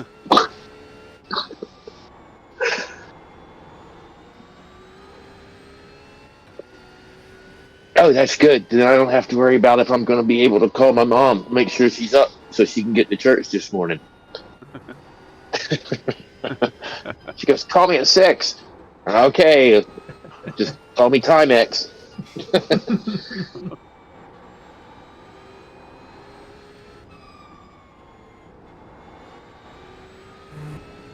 Oh, hey, the guy that I asked if he would hurry up and speed up or get out of the way is behind us. Yeah, they had a big crash, I think, didn't they?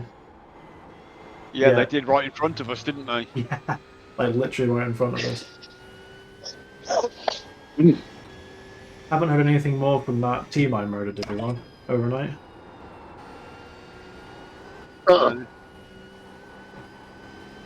That was like that number 1.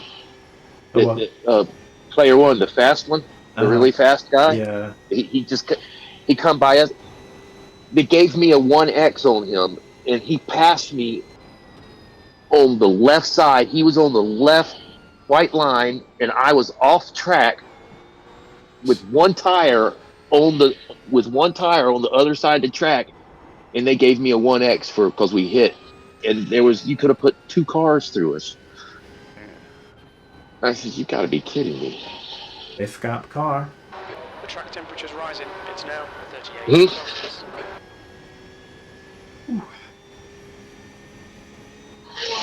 Right. I'm gonna have 4 laps on the line, so just over 30 minutes. Yeah. 30 minutes.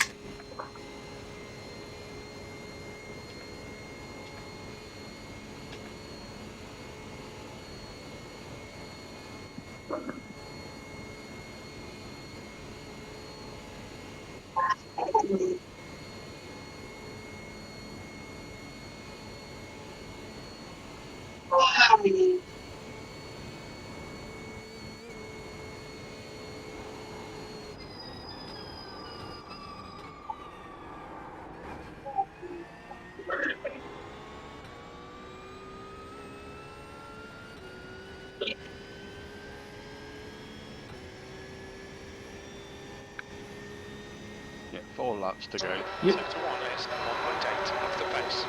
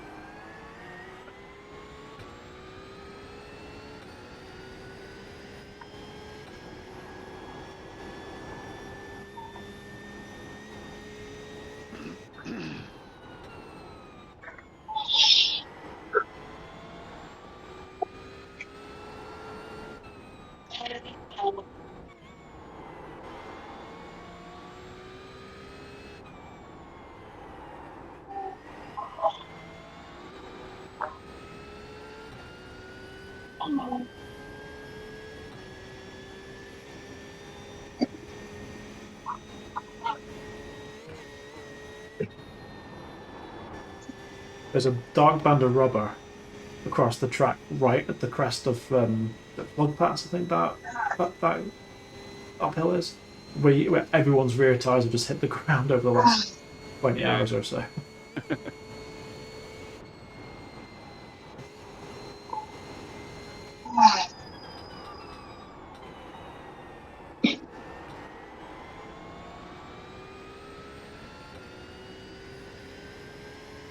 Ooh, track temperature's 39 degrees. Ouch. That is warm.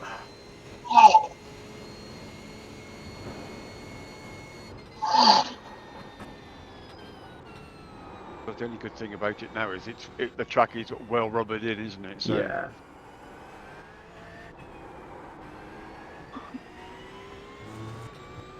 The lap times have definitely dropped off over the last couple of laps. yeah.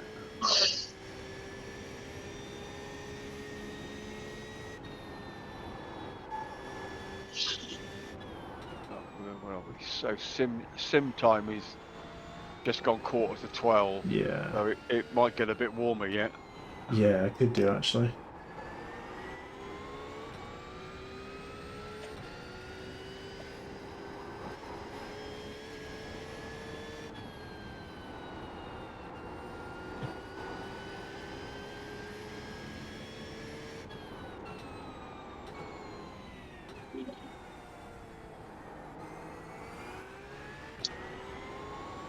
Oh, car.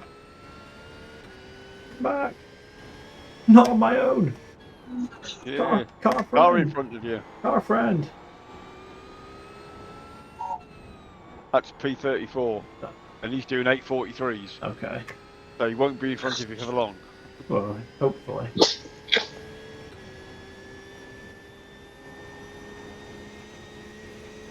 BMW.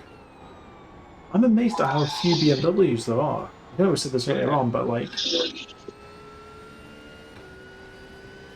this is none. There's none.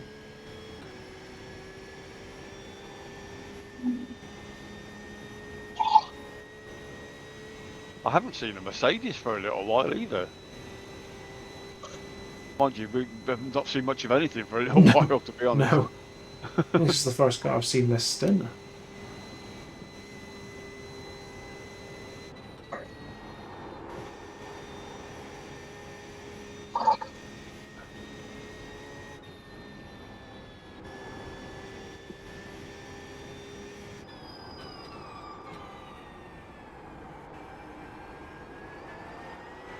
All right, Stu, you've got half your fuel left. It's the half tank warning.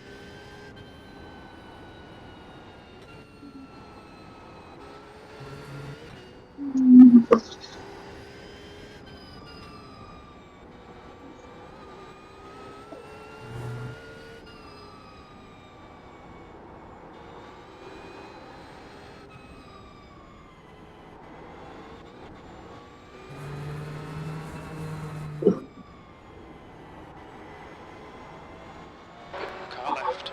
Clear left. Yeah.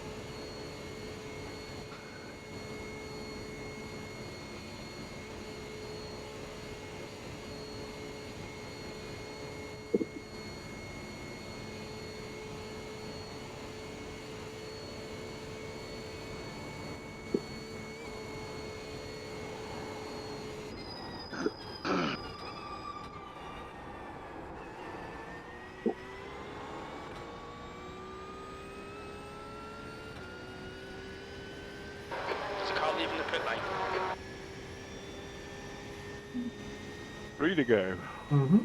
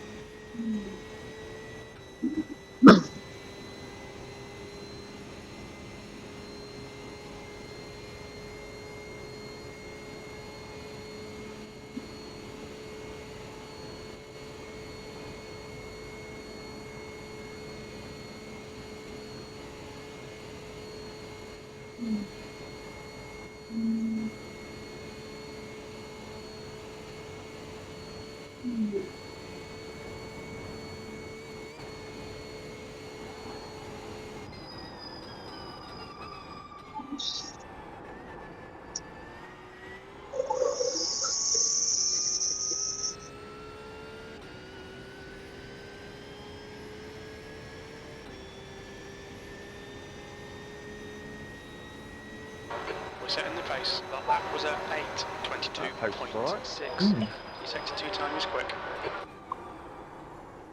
Especially considering the track temperature. Yeah, there's not much grip out there right now.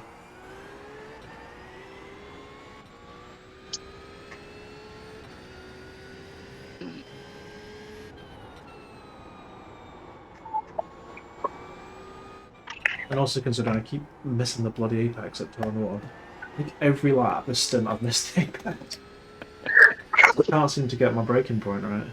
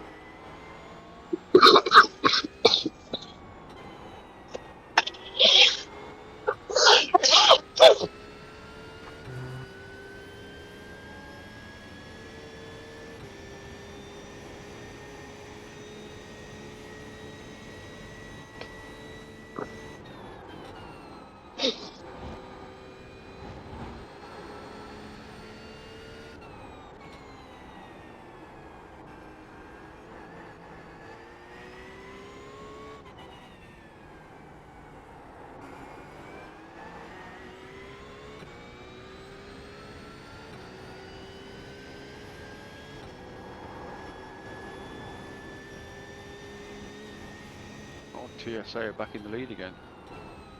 Are they? Yeah. That's been a bit of a roller coaster. I guess they were so far ahead that even needing to repair damage, still going to keep them up at the front, right? Yeah. And then TCB Racing that were in the lead and now third. Nearly 4 minutes behind the leader.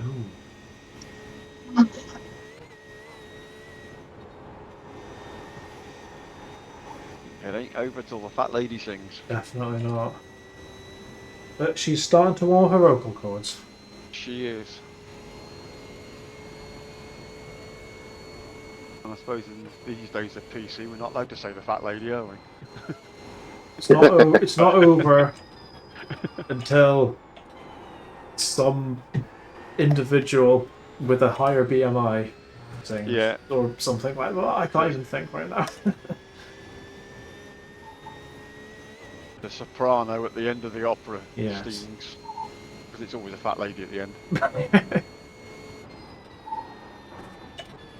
Hence the expression, eh? Over till the fat lady sings. Exactly.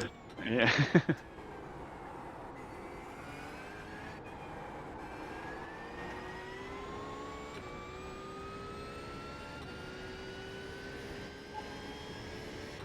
Or as Will Smith says in the climax of Independence Day, "Shut up about the fat lady. You're obsessed with the fat lady." Fat lady, yeah.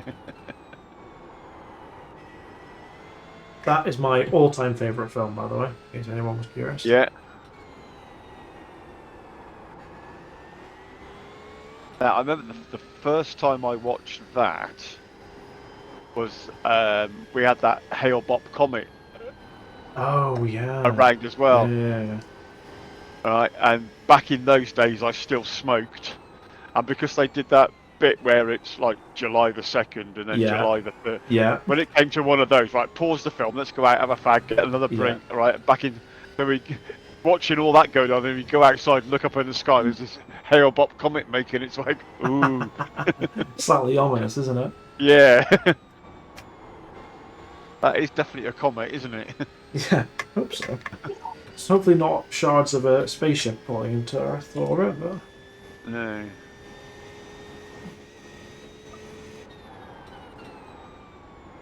Yeah, that's my all-time favourite film, followed closely by Aliens, and then Airplane.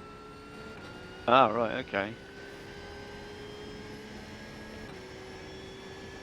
No, I think I'll have Hot Fuzz at 4.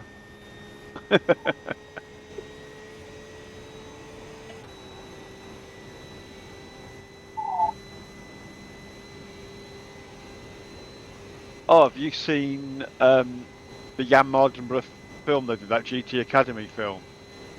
Is that the Gran Turismo film? Yeah. No, it's on my watch list. I think I need to sit down with a couple of drinks and just try and get through with it with some willing suspension of disbelief. Yeah. I think if I don't think about it too hard, it might be reasonably enjoyable, but I've heard that there's some fairly questionable things in it. Yeah. Like racing at Le Mans, and you think that's not Le Mans. That's the Hungaroring, isn't it? Yeah, that is not Le Mans they're racing round. Or there's another bit like where another driver like drives across the track and like literally deliberately takes them out. It's like that would you would Yeah. get banned for life if you did that. Yeah, So yeah, exactly. Yeah, I'm definitely going to watch it, but I think I need to kind of accept that it's not going to be. It's designed to entertain, not to be accurate. yeah. And there's a lot of this. Let's show an in-car bit, changing the gear, and all this kind of thing. Oh, it just doesn't happen like that, guys. No. If only I had 3 extra gears on my car, I'd be much quicker. You know? Yeah. So yeah, well, I accept that I'm going to need to watch it and just turn my brain off basically. Yeah. And try and look at it from an entertainment perspective, not from a sim racing perspective or a real life motorsport perspective. Yeah.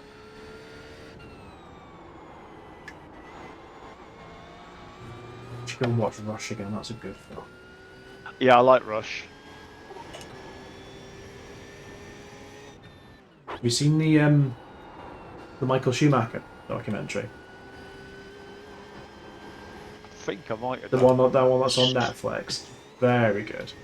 I got a bit emotional watching it because his wife says at the end, like, for years Michael's protected us and now we're protecting him, and I was just like, it's not good, is it? It's really not good.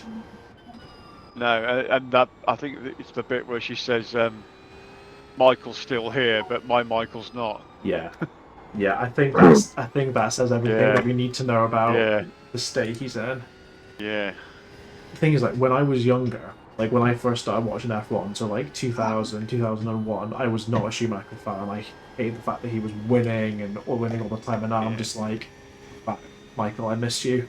Like you would show all these drivers now, like, how to do it. You'd put them in their place, like, or, you know, come back, all is forgiven. It was kind of the same with Senna. He was the driver that, you know, I want Mansell to win, I want so and so to win. Stop winning all the bloody races. Yeah.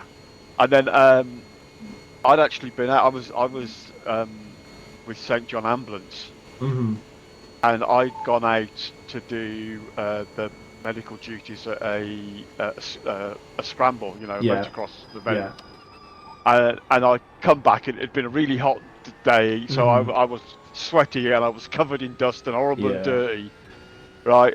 And I parked the car up and I walked out, walking down the street to walk around the corner, and my wife walked the other way, and she said, first things out of her mouth, Senna's dead. Lap times are pretty consistent. Very little fuel left. Hit this lap. I mean, this lap. like, that's, you just like, wait, what? Like, that's like the last thing you'd expect anyone to say. What are you talking about? She said, Ayrton Senna's been killed.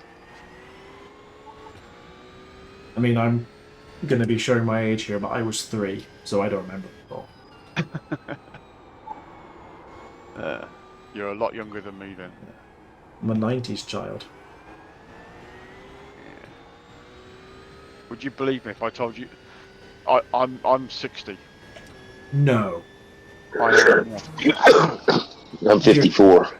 I like, honestly, Andrew, I thought I was trying to. I wasn't going to ask. Like, firstly, you know, it's not the sort of thing I would ask. I was thinking because I remember because you'd mentioned kind of earlier on in the race, you know, thinking about retiring and that sort of thing. But I thought you sound like you're in your 40s. No, I'm 60. Damn. Yeah, well, you don't sound it. You really don't. Yeah, and my son and his wife are here this weekend because last Monday was his birthday, so he's up here his birthday weekend with his mum and dad. He's my youngest child, and he turned 30. Okay. Like I said, I wasn't going to ask because it's none of my business. You didn't. Honestly, neither of you sound You both sound No. like you should be much younger. Oh, I've just heard somebody saying he's in the middle of the track, so you're a couple of slow, Yeah. couple of Yeah, slow I cars in see front you of both him. well. Keep it on. Yeah, I mean, honest, yeah, everybody gets surprised when I tell them how old I am. Everybody goes, "What?"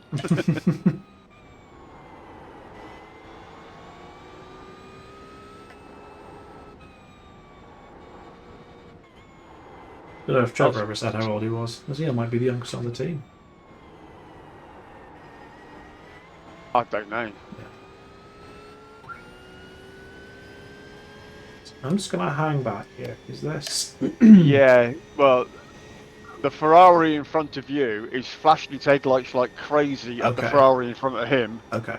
Yeah. I'm just gonna hang back here. So I think, oh, he's on the Yeah. grass, Yeah, he is. but he's past him. I think this is for position. You know? May well I be. think this is for position. You know what?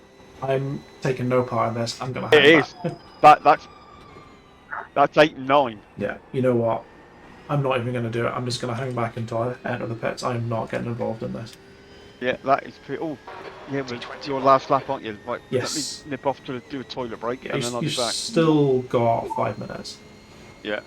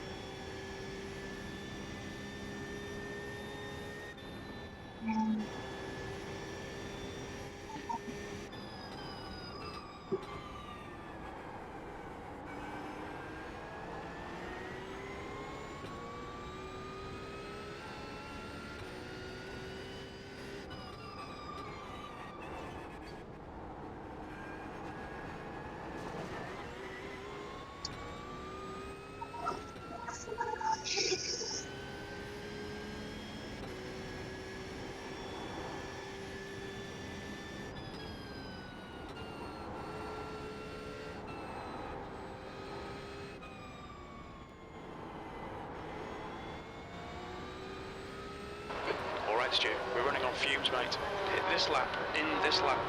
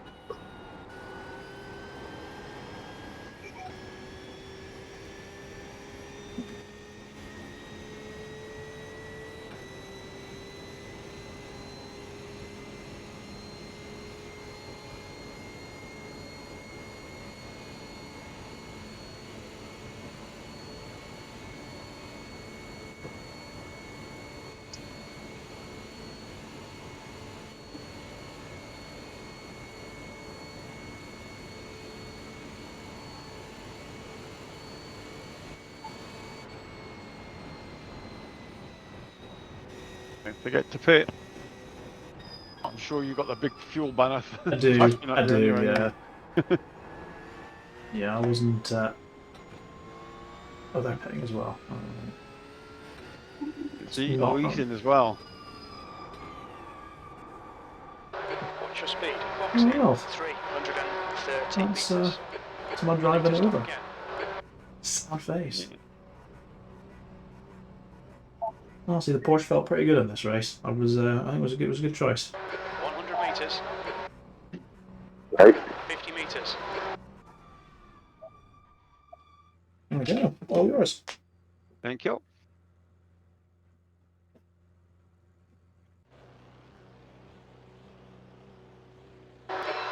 Litres remaining. The car in front is pitting. Right, I am in the car. Go.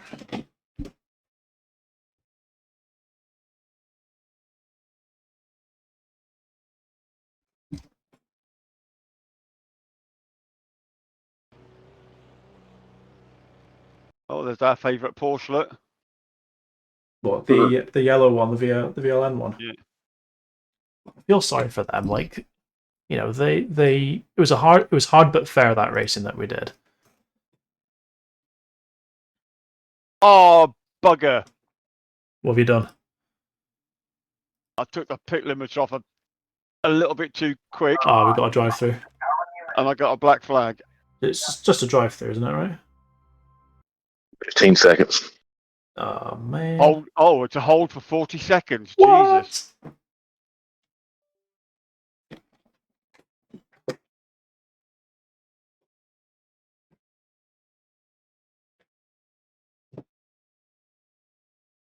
Oh, this is so much better with the force feedback on.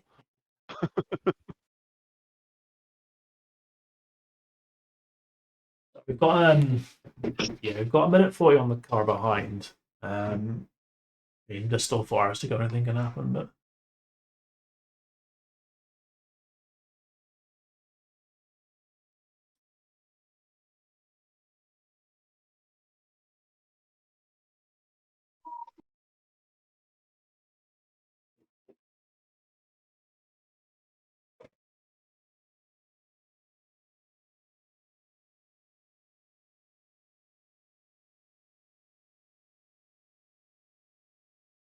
I'll be back in 2 minutes. I'm just loading back in. Okay.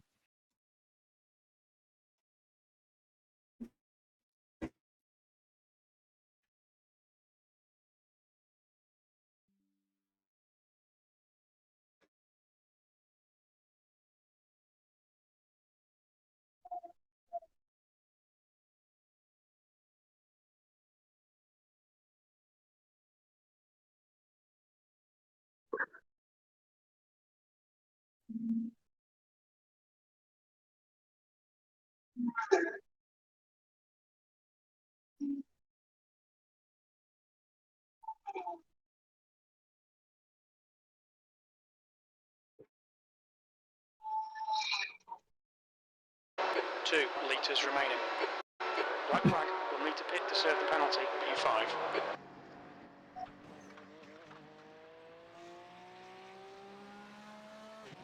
Pit lane speeding straight to jail. P5. New fastest lap for 8.6.1.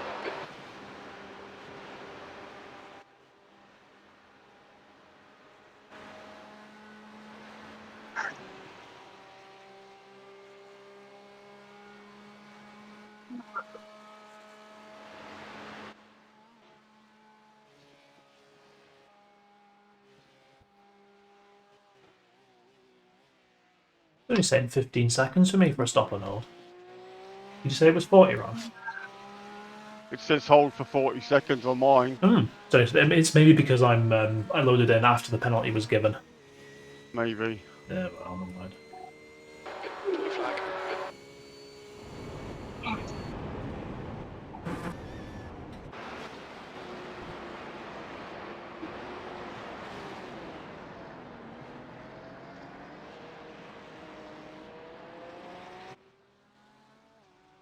Blue flag. We've got. Where's P22? Yeah, I think we might lose 22nd, but then P23 is a lap behind them, so So yeah, the last time I looked, 19. I think it was 19, 20, 21, 22, all on the same lap. yeah.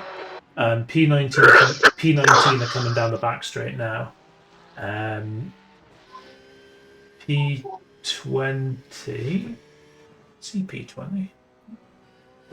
There must be some.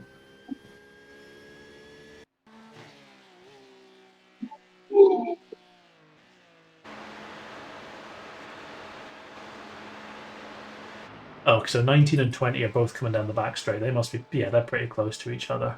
See, we're 21st, and that's where we are. Yeah. P22 are just coming through the quick left-right kink now before the triple apex right-hander. And then P23 have just started their next lap. So I think they're over a lap behind. So Fastest lap for Brian, 8:22.6.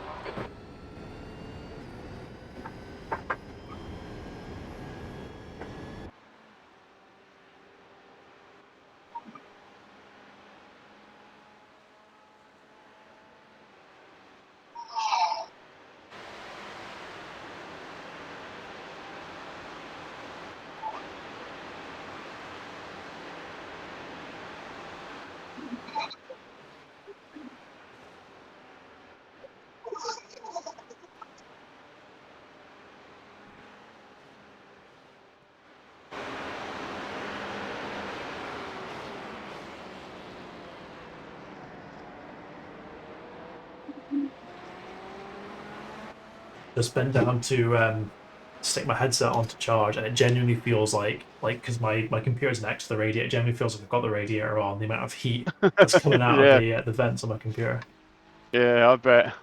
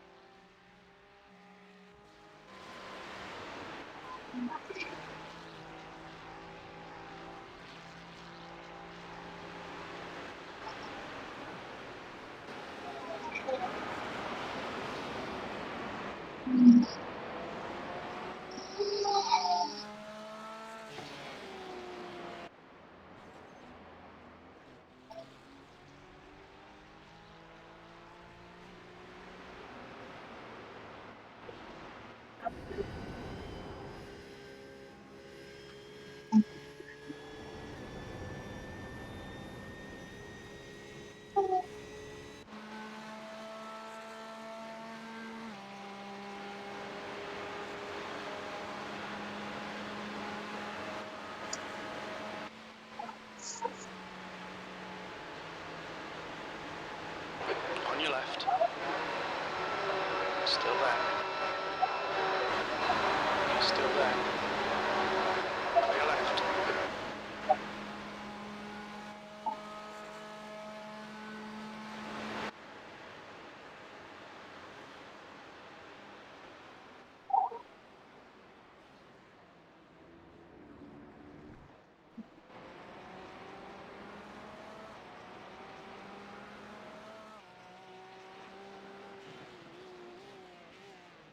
What's your speed limit in the pits. Pit lane speed limit is 60 kilometers per hour. Can't believe that's a hold for 40 seconds. Jesus. Meters.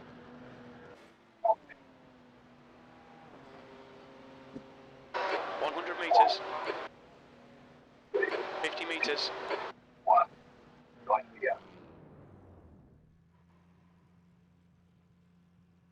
Ah, shit, we've still got the pit stop on, haven't we?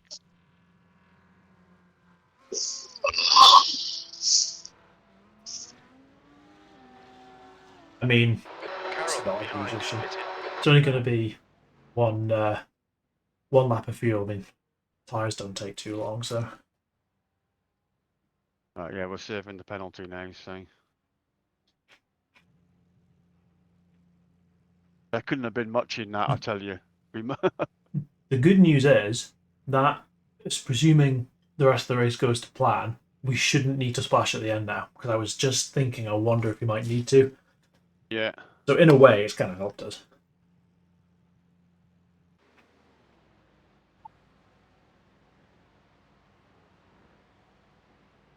Yeah, it's weird it's saying 15 seconds for me, but I'm presuming I've loaded in the Sims scene that we've got a black flag and it's just defaulted to 15 seconds. Right, don't speed this time.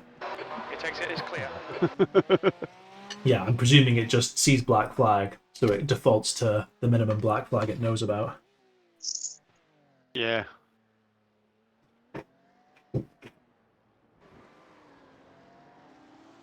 So the car behind is actually pitted at the same time. They're still on pit lane.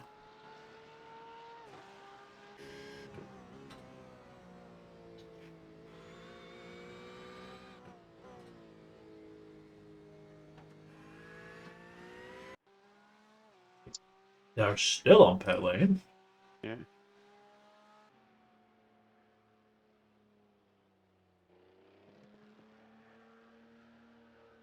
I think this is a very long stop.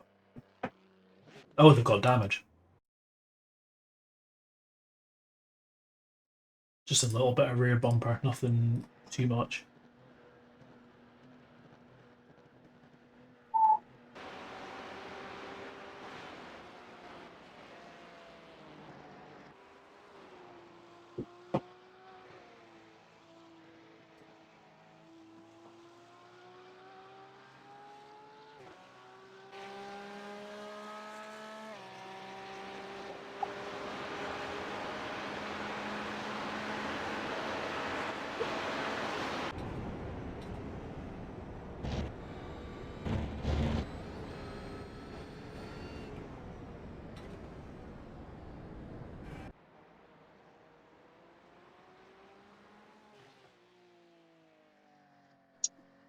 I think I've ended up back in a big bit of space again by myself. Unfortunately, yeah. The next car ahead of you is just coming through the fast left-hander over the crest.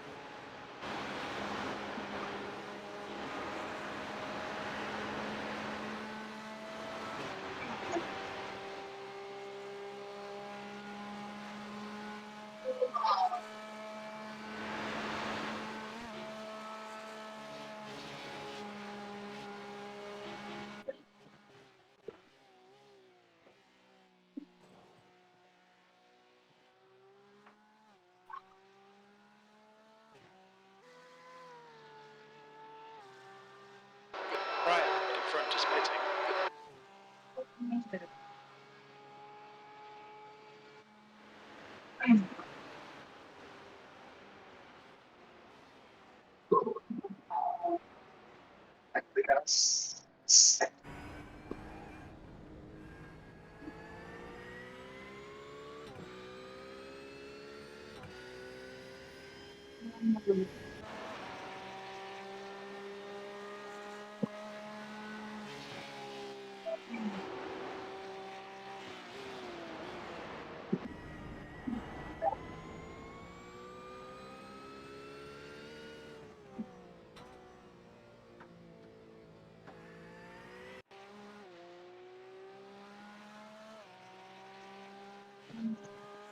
Right, I'm gonna go take the dog for a walk. I'll be about 15, Yeah. 20 minutes and I'll be back.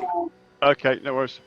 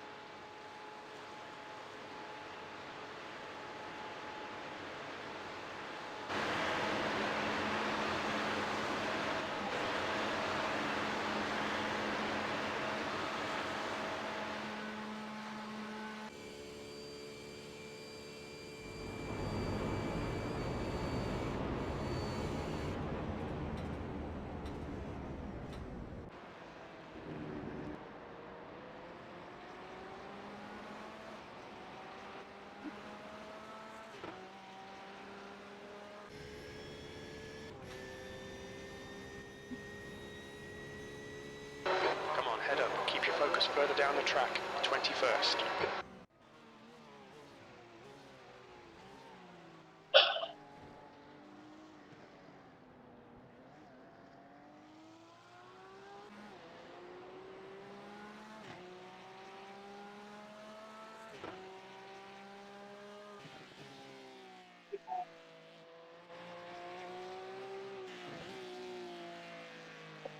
The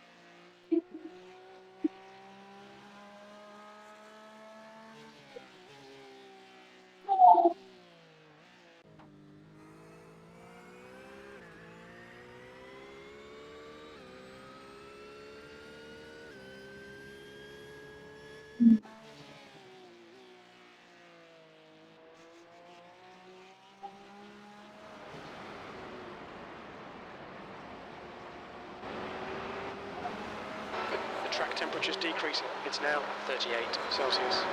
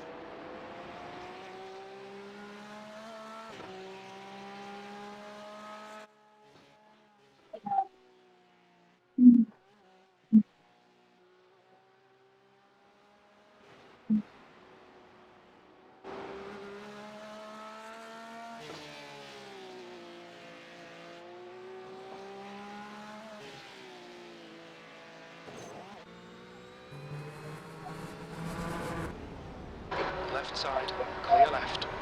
Thank you.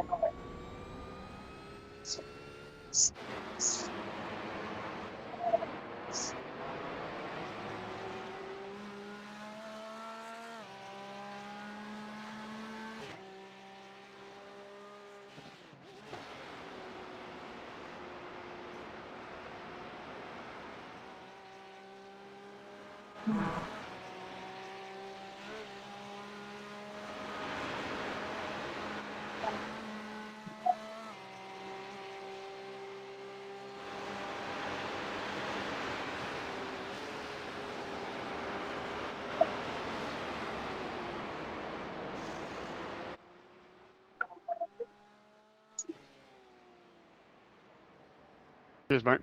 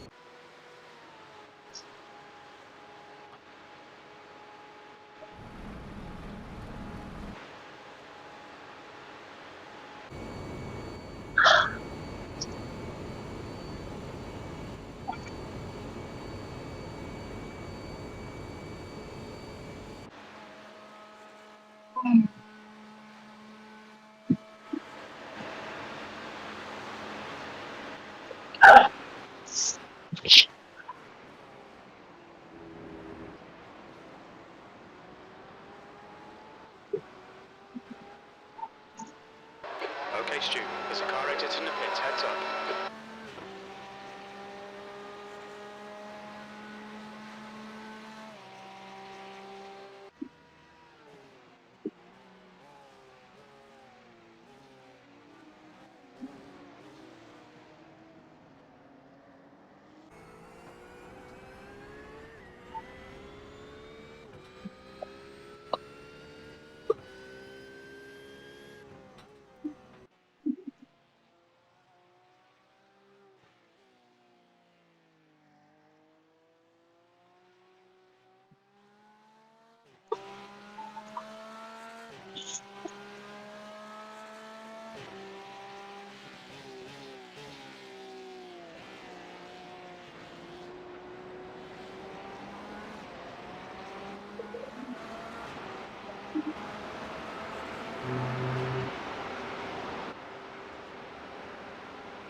The track temperature is falling. It's now 36 Celsius.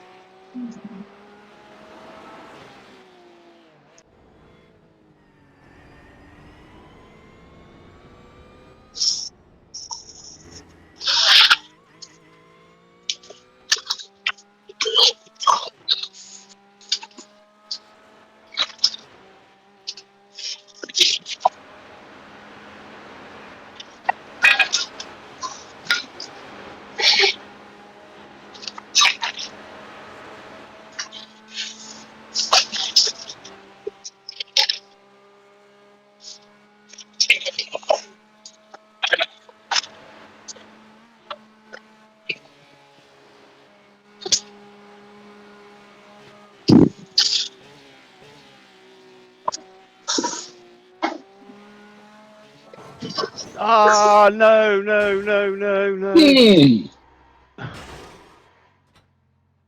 Right. Blue flag. Right, keep an eye on traffic for me because I can't see anything now. I think I'm okay. Yeah, I got 6 seconds. There's somebody coming. 2 seconds. 1 second. Right behind you.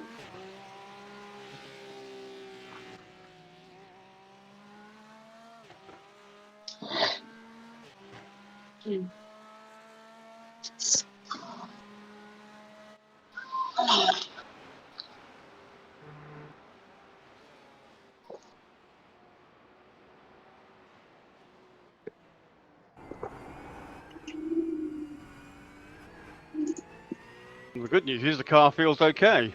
And we didn't get a meatball. That's good. I think they feel sorry for us. Yeah.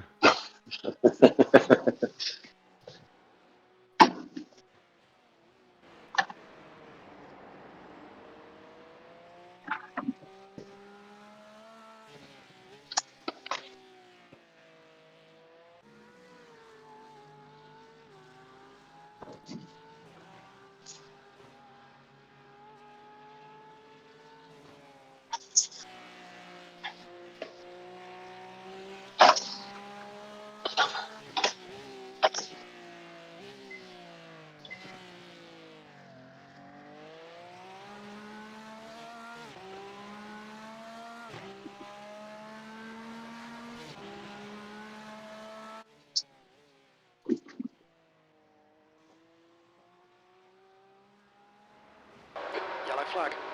Ooh, yellow flag somewhere.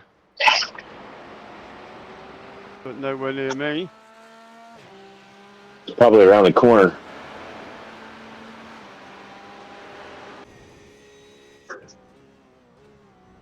They're back on track now.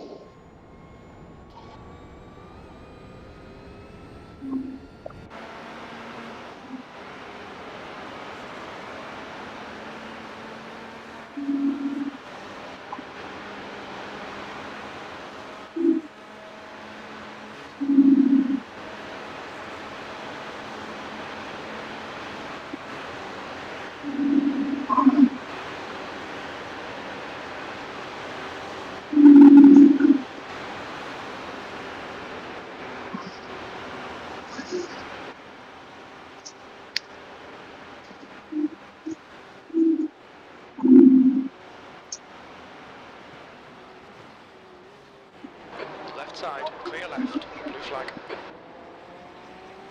Thank you.